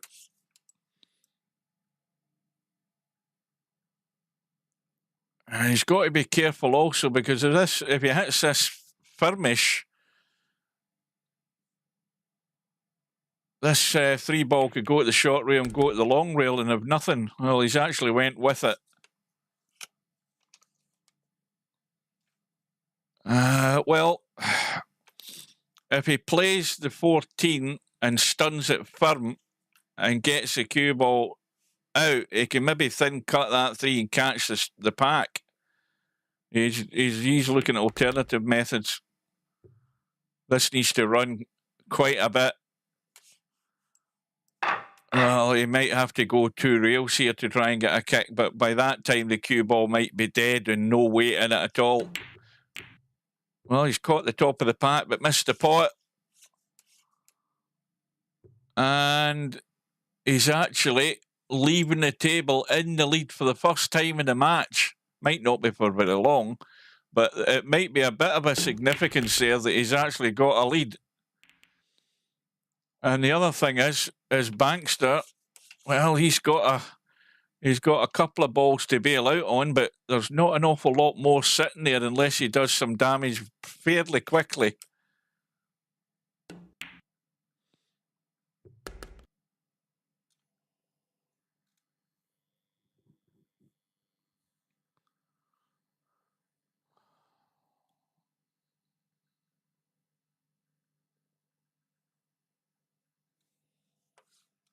Well, this is far too tight at the back of the stack here. It's far too tight to be working in there.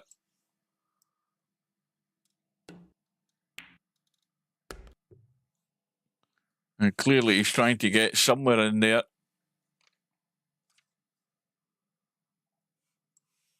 Well, the 7 is tight. What's he playing? Is he playing the 2? Oh, he's caught the 7. And that's a disaster. That is a complete disaster. And now, MarkShark come at the table. Ball's available. The shoe might be in the other foot now. It might be MarkShark putting up that little lead and Bankster having to chase MarkShark down. I said this would happen. I said that's on the cards that could happen, that MarkShark's just going to chase and chase and chase, and Bankster's just not going to take the match away from him. And now, as we're heading probably the final half a dozen furlongs of the match to go, it's anybody's call. I've already said that, Cobra. I'm telling you, and I told you in the last couple of streams, Juan was not having any of it. He doesn't want humiliated, as he would be if he did play. The man with the false straight pull rating. He doesn't play any better than these two guys. I'll tell you that right now. Not in the evidence that I saw. No, that match is going to that's going to get to the deadline and time out. You won't see him for dust. He's already left the building. As soon as he saw he was drawn against yourself, he's not having it. Look where he stuck the cue ball. Has he come out of that? Has he come out of it? No, he hasn't. Ah, dear. He's going to have to play the thin cut to try and stay at the table.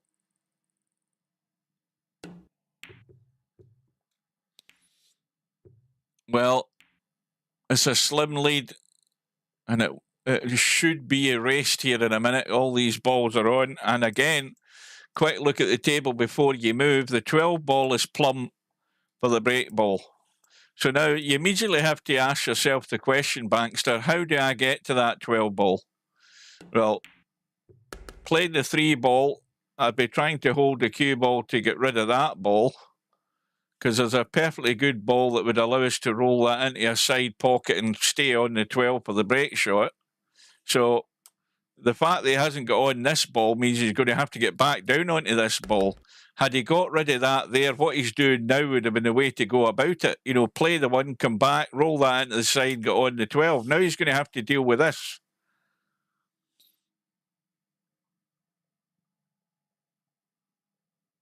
Now, is he going to try to get there now? Looks like it. Needs to bounce that cue ball. So here's the critical shot. The critical shot, because you have to move the cue ball and you have to move it good into position to get onto this penultimate ball. And he's left it way short.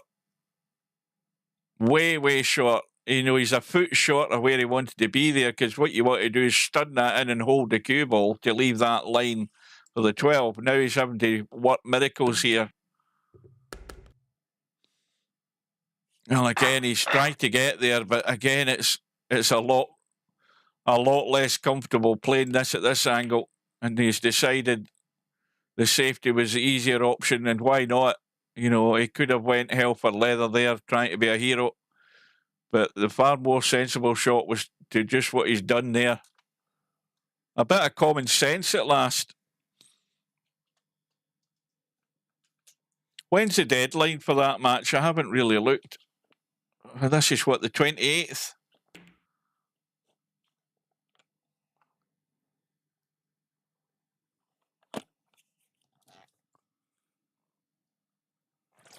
Must still be quite a wee bit away, I would imagine.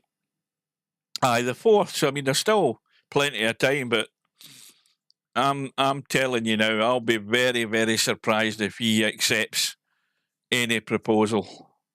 In fact, I'll tell you something. If I actually see him in the lobby, I'll be saying to him, I'll say, hey, do you know check your proposal? Do you know that Cobra sent you a proposal? Or do you want to just forfeit right now? I'm going to wind him up. Mind you, I think he comes on late at night when I'm long since in my bed anyway.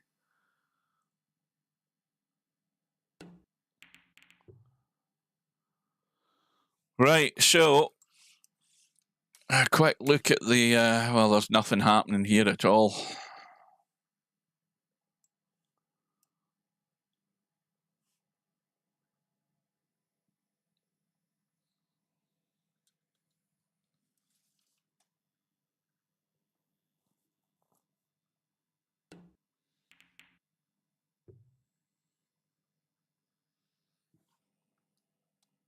Hasta la vista, baby.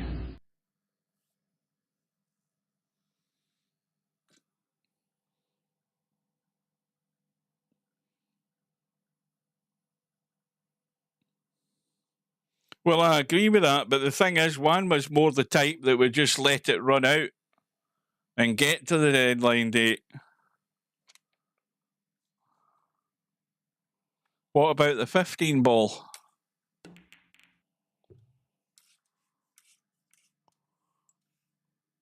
Where the hell is the 15 ball? Is it gone? Oh, that's... Well, it's probably moved since you actually typed that text. I don't know when you typed that. You're talking about the 15 ball going up table? No, the 15 ball's not going anywhere. Not where it is now. It might have moved there.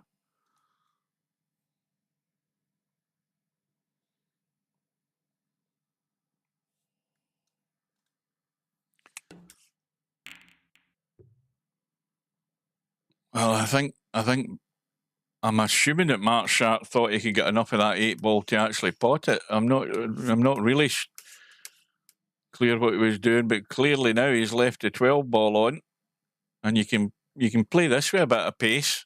You'd be unlucky not to be on a shot, even if you hit the back of the stack. And he's almost unlucky. He is almost unlucky. I mean, he's got a dodgy cut in the 10 and not a lot else. Has he got a bailout? Oh, he has. He's got a bailout there. So remember, this is the one loss side race to 150. So we're not quite coming round the final bend, but we're not far off it.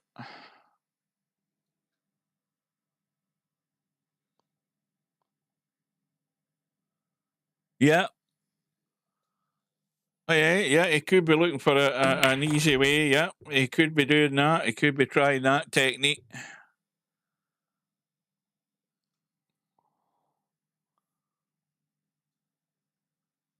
Oh, Stubbs in the room.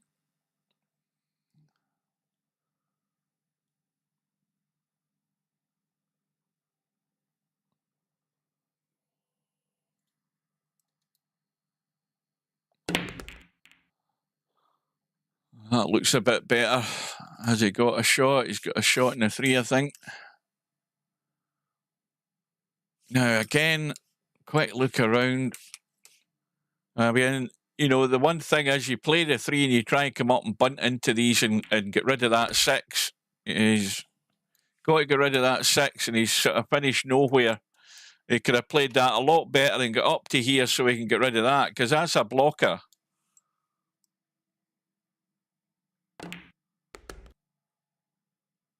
And now he's missed. I presume he tried to maybe play a bump there to get to the 6. I mean, the first shot was by far the easiest, to cut that, whatever ball it was, and just play a little bunt to get on the 6. He's had another go maybe to go on the 6 there, and he didn't hit the little pack to hold it. And now he's completely missed the 4 ball. And again, I'm not sure what he was trying there. So MarkShark's coming back, still well in touch. Bankster's visit was only 6. Now, as it gets closer to the finish line, these visits, no matter how small they are even more critical. That you're making that little bit more of the contribution than the other guy.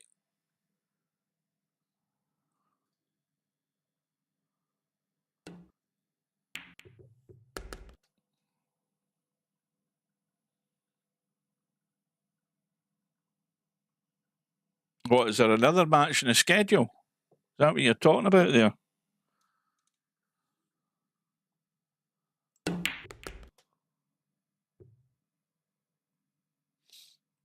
Well, there's nothing today. There's a match tomorrow afternoon with Acero and German Pot Machine, but that's Slim's going to do that one. There's nothing else tonight. I don't know what you're. Again, you've lost me there.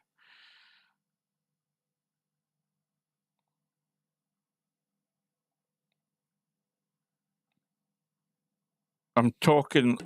Oh, for this match, I've got you now. When did it start? It started at 4 o'clock my time, so that's almost an hour and 50 minutes.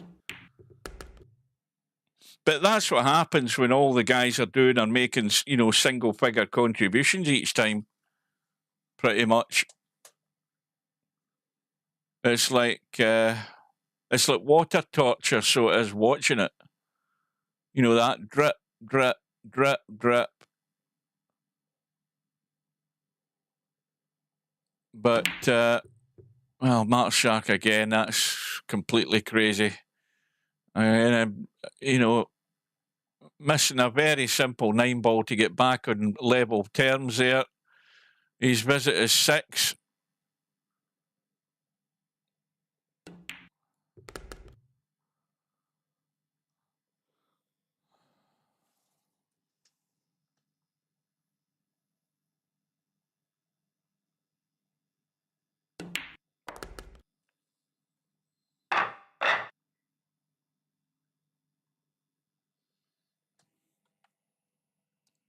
When things look bad, and it looks like you're not going to make it, then you got to get mean. I mean plumb mad dog mean. Because if you lose your head and you give up, then you neither live nor win. That's just the way it is.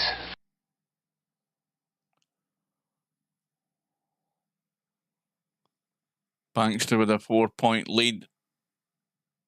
Not a lot to work with.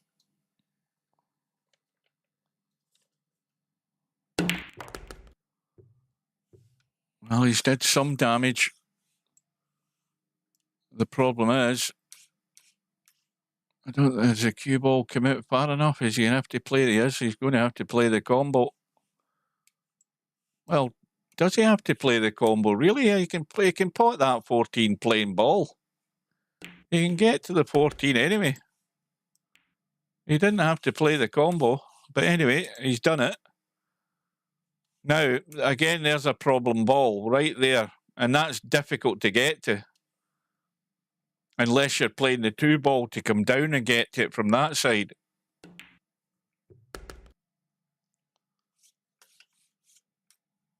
Well, again, I've no idea what's going on here. I have no clue what's going on. I mean, okay, there's a couple of balls over that side.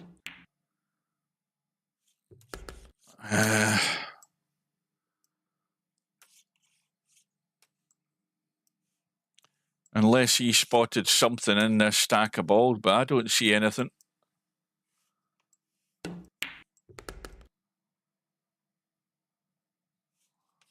And that's not where he wanted to be, but he's going to have to make do with it. And again, you don't need to slam this. You just need to get the pot right. The cue ball's going to hit something.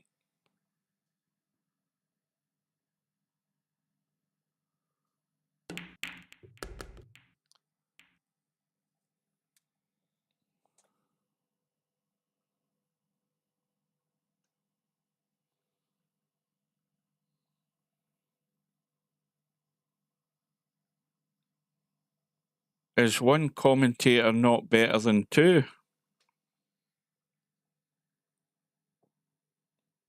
Well, I think I don't know what you mean really, but in terms of talking over one another, because that's going to happen. That always happens.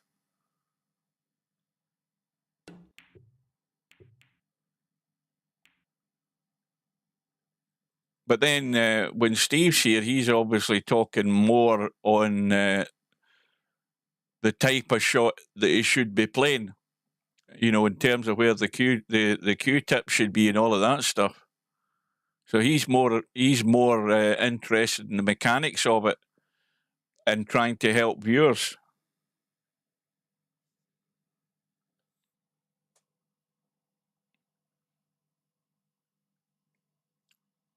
Because you can't see one another. Well, I think I don't think that matters at all, because you know, if you get any commentators, you know, the two. I mean, there's an example: the World Championship snooker that's going to start next month or this month coming. There's two commentators in the commentary box, but they don't sit looking at one another. They're sitting looking at their monitors and looking at the table. But the obvious thing there is, if one of them wants to say something, they can, you know, you can touch the other guy in the arm and stuff like that. That's what commentators generally do. They'll do something to shut the other guy up if they want to say something specific. But as I say, you'll always end up talking over one another when you're doing any kind of live streaming with more than one person involved. You just can't avoid it.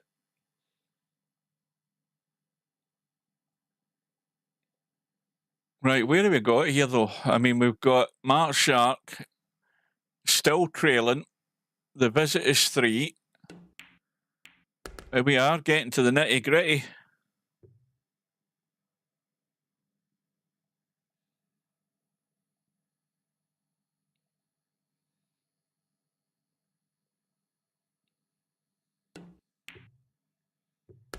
No, and like I say, they don't talk over each other because, in one sense, because they're sitting together, they are in communication with one another. You know, you can make a point by letting the other guy know that you are going to say something. Of course, the other thing, when they're doing proper broadcast commentary, they have to make sure their mics are on and off at the right time as well. Don't forget about that.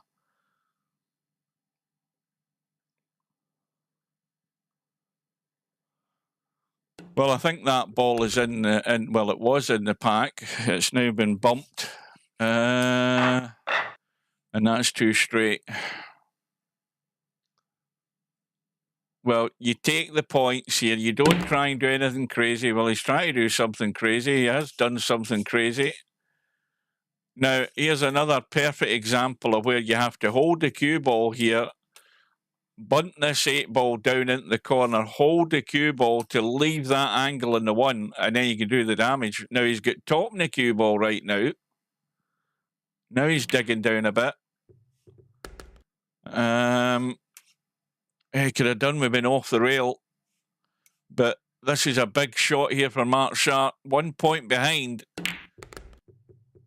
and the cue ball's run loose, but he's got a shot. This is now a vital visit for MarkShark as we get towards the finish line.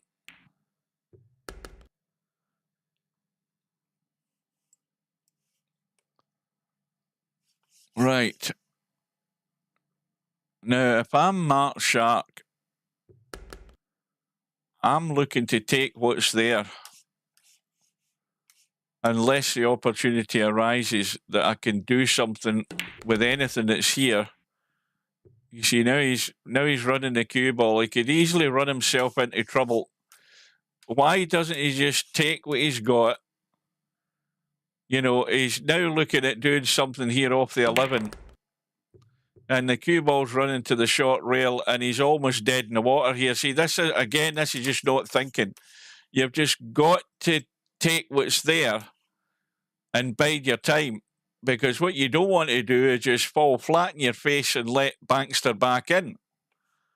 And now he's in deep doo-doo here. He's in deep doo-doo. In fact, why is he not taking the 5 ball and running it up the table instead of calling that 4 ball into the side, trying to play a combo?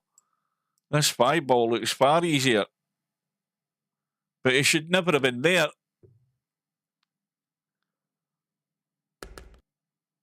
Now, get a bit of common sense about yourself and just take what's there.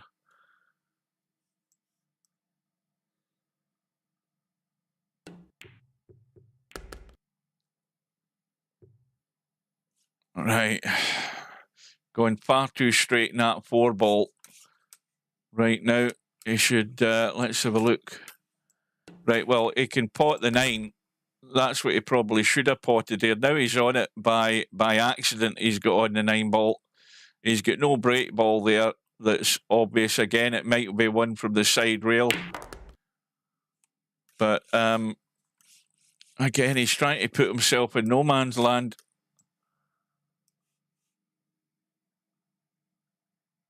So, cut the 3.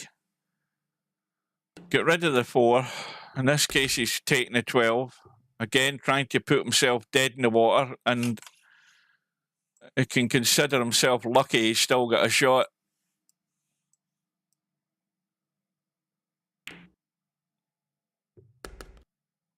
Well, he's only 8 points away from pinching this match here.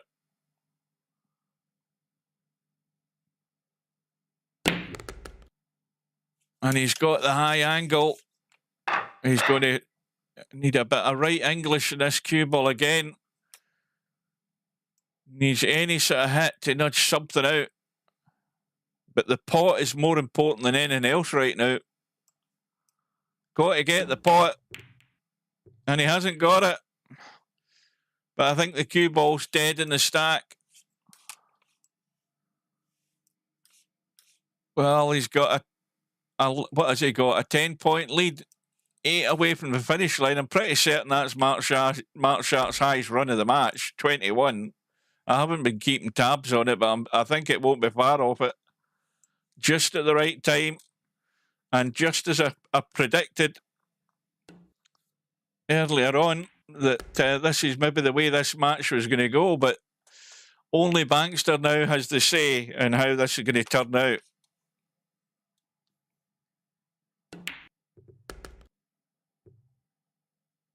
And that, I mean, he had to really... It should have been all the focus on the pot there in that last ball. And then the cue ball will do its thing. He had to get the ball in the hole. That was the priority. And now he might be sitting... Well, he is. He's going to be sitting there sweating. And how's that angle he's got here? Well, he's the wrong angle in the 15 ball. But again, these can all be picked off. There's nothing needs nudging. These can all be picked off one way or another. Oh, he's gone too far. He's got a bailout, though, but that wasn't part of the plan there. He was just probably trying to get rid of that 13 ball. Bailout in the 2, another one up table as well. How are those set? Are they set as a combo? No, they aren't.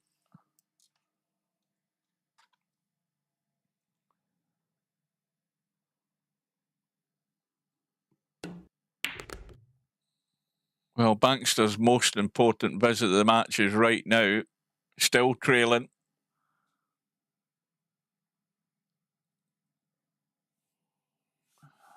And he's going to do a bit of nudging here, I think. Don't think there's any doubt of that. Again, they don't really need nudge, though, I don't think. He could make this worse than what it is. But it's turned out good. He's actually nudged a break ball into place as well. That 14 ball, it should be avoided at all costs. That's the break ball. And he's got a ball here that allows him to get to that break ball. The other problem, though, is he won't be getting to either of them if he can't deal with this situation here.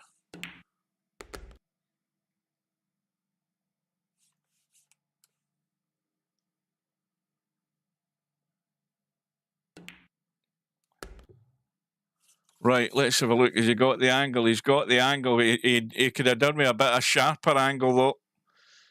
He can bang this and try and stun into them just to brush something and, you know, change the way they're set. And he's missed them. And now he's got one chance that might be quite good off the 2 ball. If he can miss hitting that 5 ball and go to the rail and come into the back of them. He needs a bit of right English on it, I think, though, if he's going to try that. Oh, he had the line. He's got it perfect. He had the perfect line. He's got the breakout. I thought he needed a bit of right just to help it there, but it looked as if he was sitting plumb on the line to do it.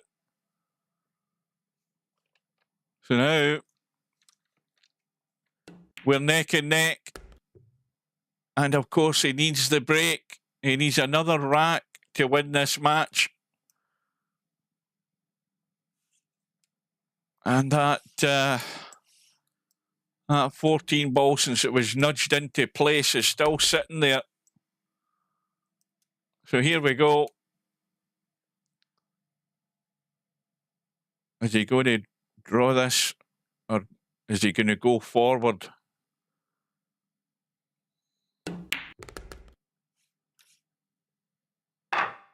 Well, that ain't much good, is it? I mean, he's going to have to force this in and juice this up. And he could end up dead against the stack here. Oh, no, that's gone all wrong. That has gone all wrong. Far too much right English on it. Well, MarkShark will breathe a sigh of relief. He's got a 4-point lead, 3 points away from the finish line, and he has to get a good safety here.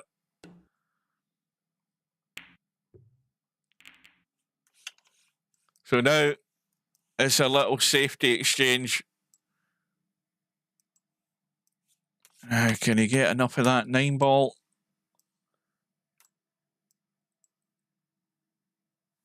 Needs to get a hold of the cue ball and watch that 11 ball, because he could leave it on up table.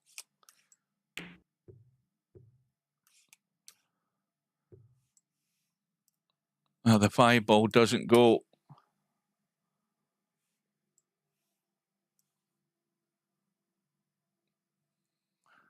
That doesn't go. There might be the odd point lost here in a second or two. We're not getting a ball to a rail or something like that. But this 11 ball, I mean, this isn't difficult. You know, just bunt the 11 ball, come back in behind the stack. But you've got to watch that 5 ball. I think the 5 ball's not really good where it's sitting anyway. You need really to play a perfect shot to actually get on that, to leave something. Now he's called the 11 up into the corner. Well, I don't know that this is going to have any great value to him. I think he's maybe calling it just trying to bring the cue ball into the back. Well, he is. Well, he didn't call that. I know that for a fact. He didn't call that combo into the side. So that ball comes back up into the stack. And Bankster with a 4-point lead, 3 away from the finish line. And as I said, MarkShark taking the hit, loses a point, not getting a ball to rail, but that's a lot better than selling out. And now Bankster's done the same. So now the problem is that if MarkShark does the same again, he's going to be on 2. He has to really get to a rail and try and keep this covered. Well, he hasn't. So he's now in 2 fouls, and Bankster can do exactly the same again. And this is tightening the noose on MarkShark right at the vital point of the match. He has to get to a rail, and he has to get behind the stack. Now he's got the easiest shot to do it. That 7 ball, and just get the pace right and get in behind the stack. You've got to play it.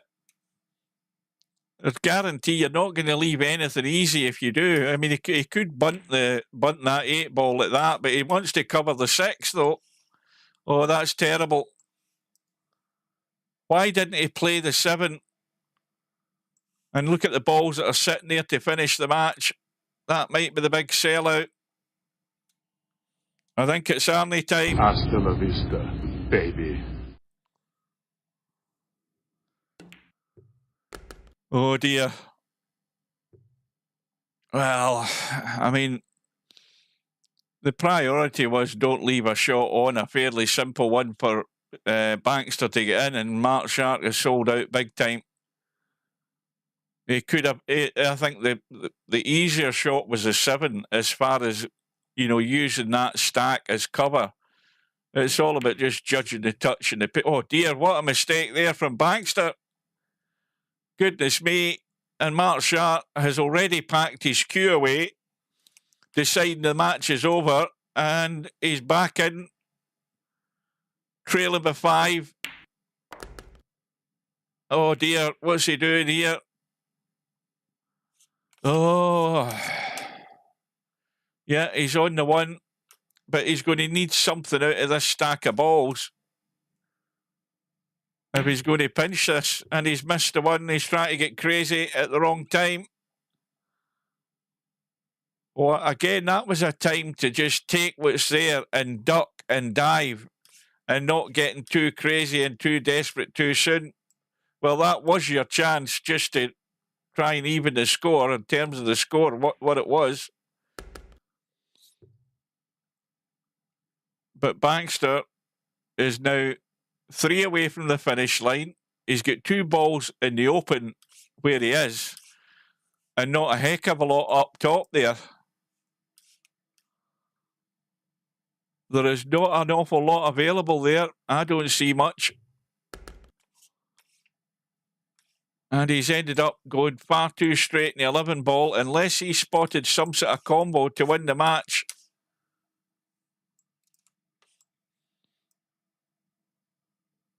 This will take him on to 149. Is there another twist in this right at the death? Well, he's doing acrobatics. He tried his best. Now, he's got to keep this tight. He might have to take a hit and lose a point here, but he's got to keep this tight. What the hell's he doing now? Yeah, he just called a pocket there for safety's sake. Well, MarkShark can't believe he's back at the table, but this is definitely last chance saloon. Now, if he plays that 7 through the gap, he's going to send the 7 up the table. He has to watch the cue ball.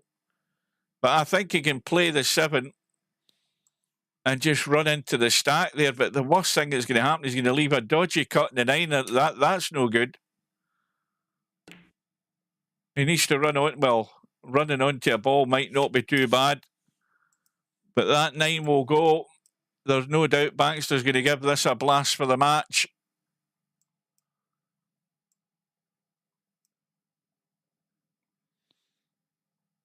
Big thin cut. This for the win.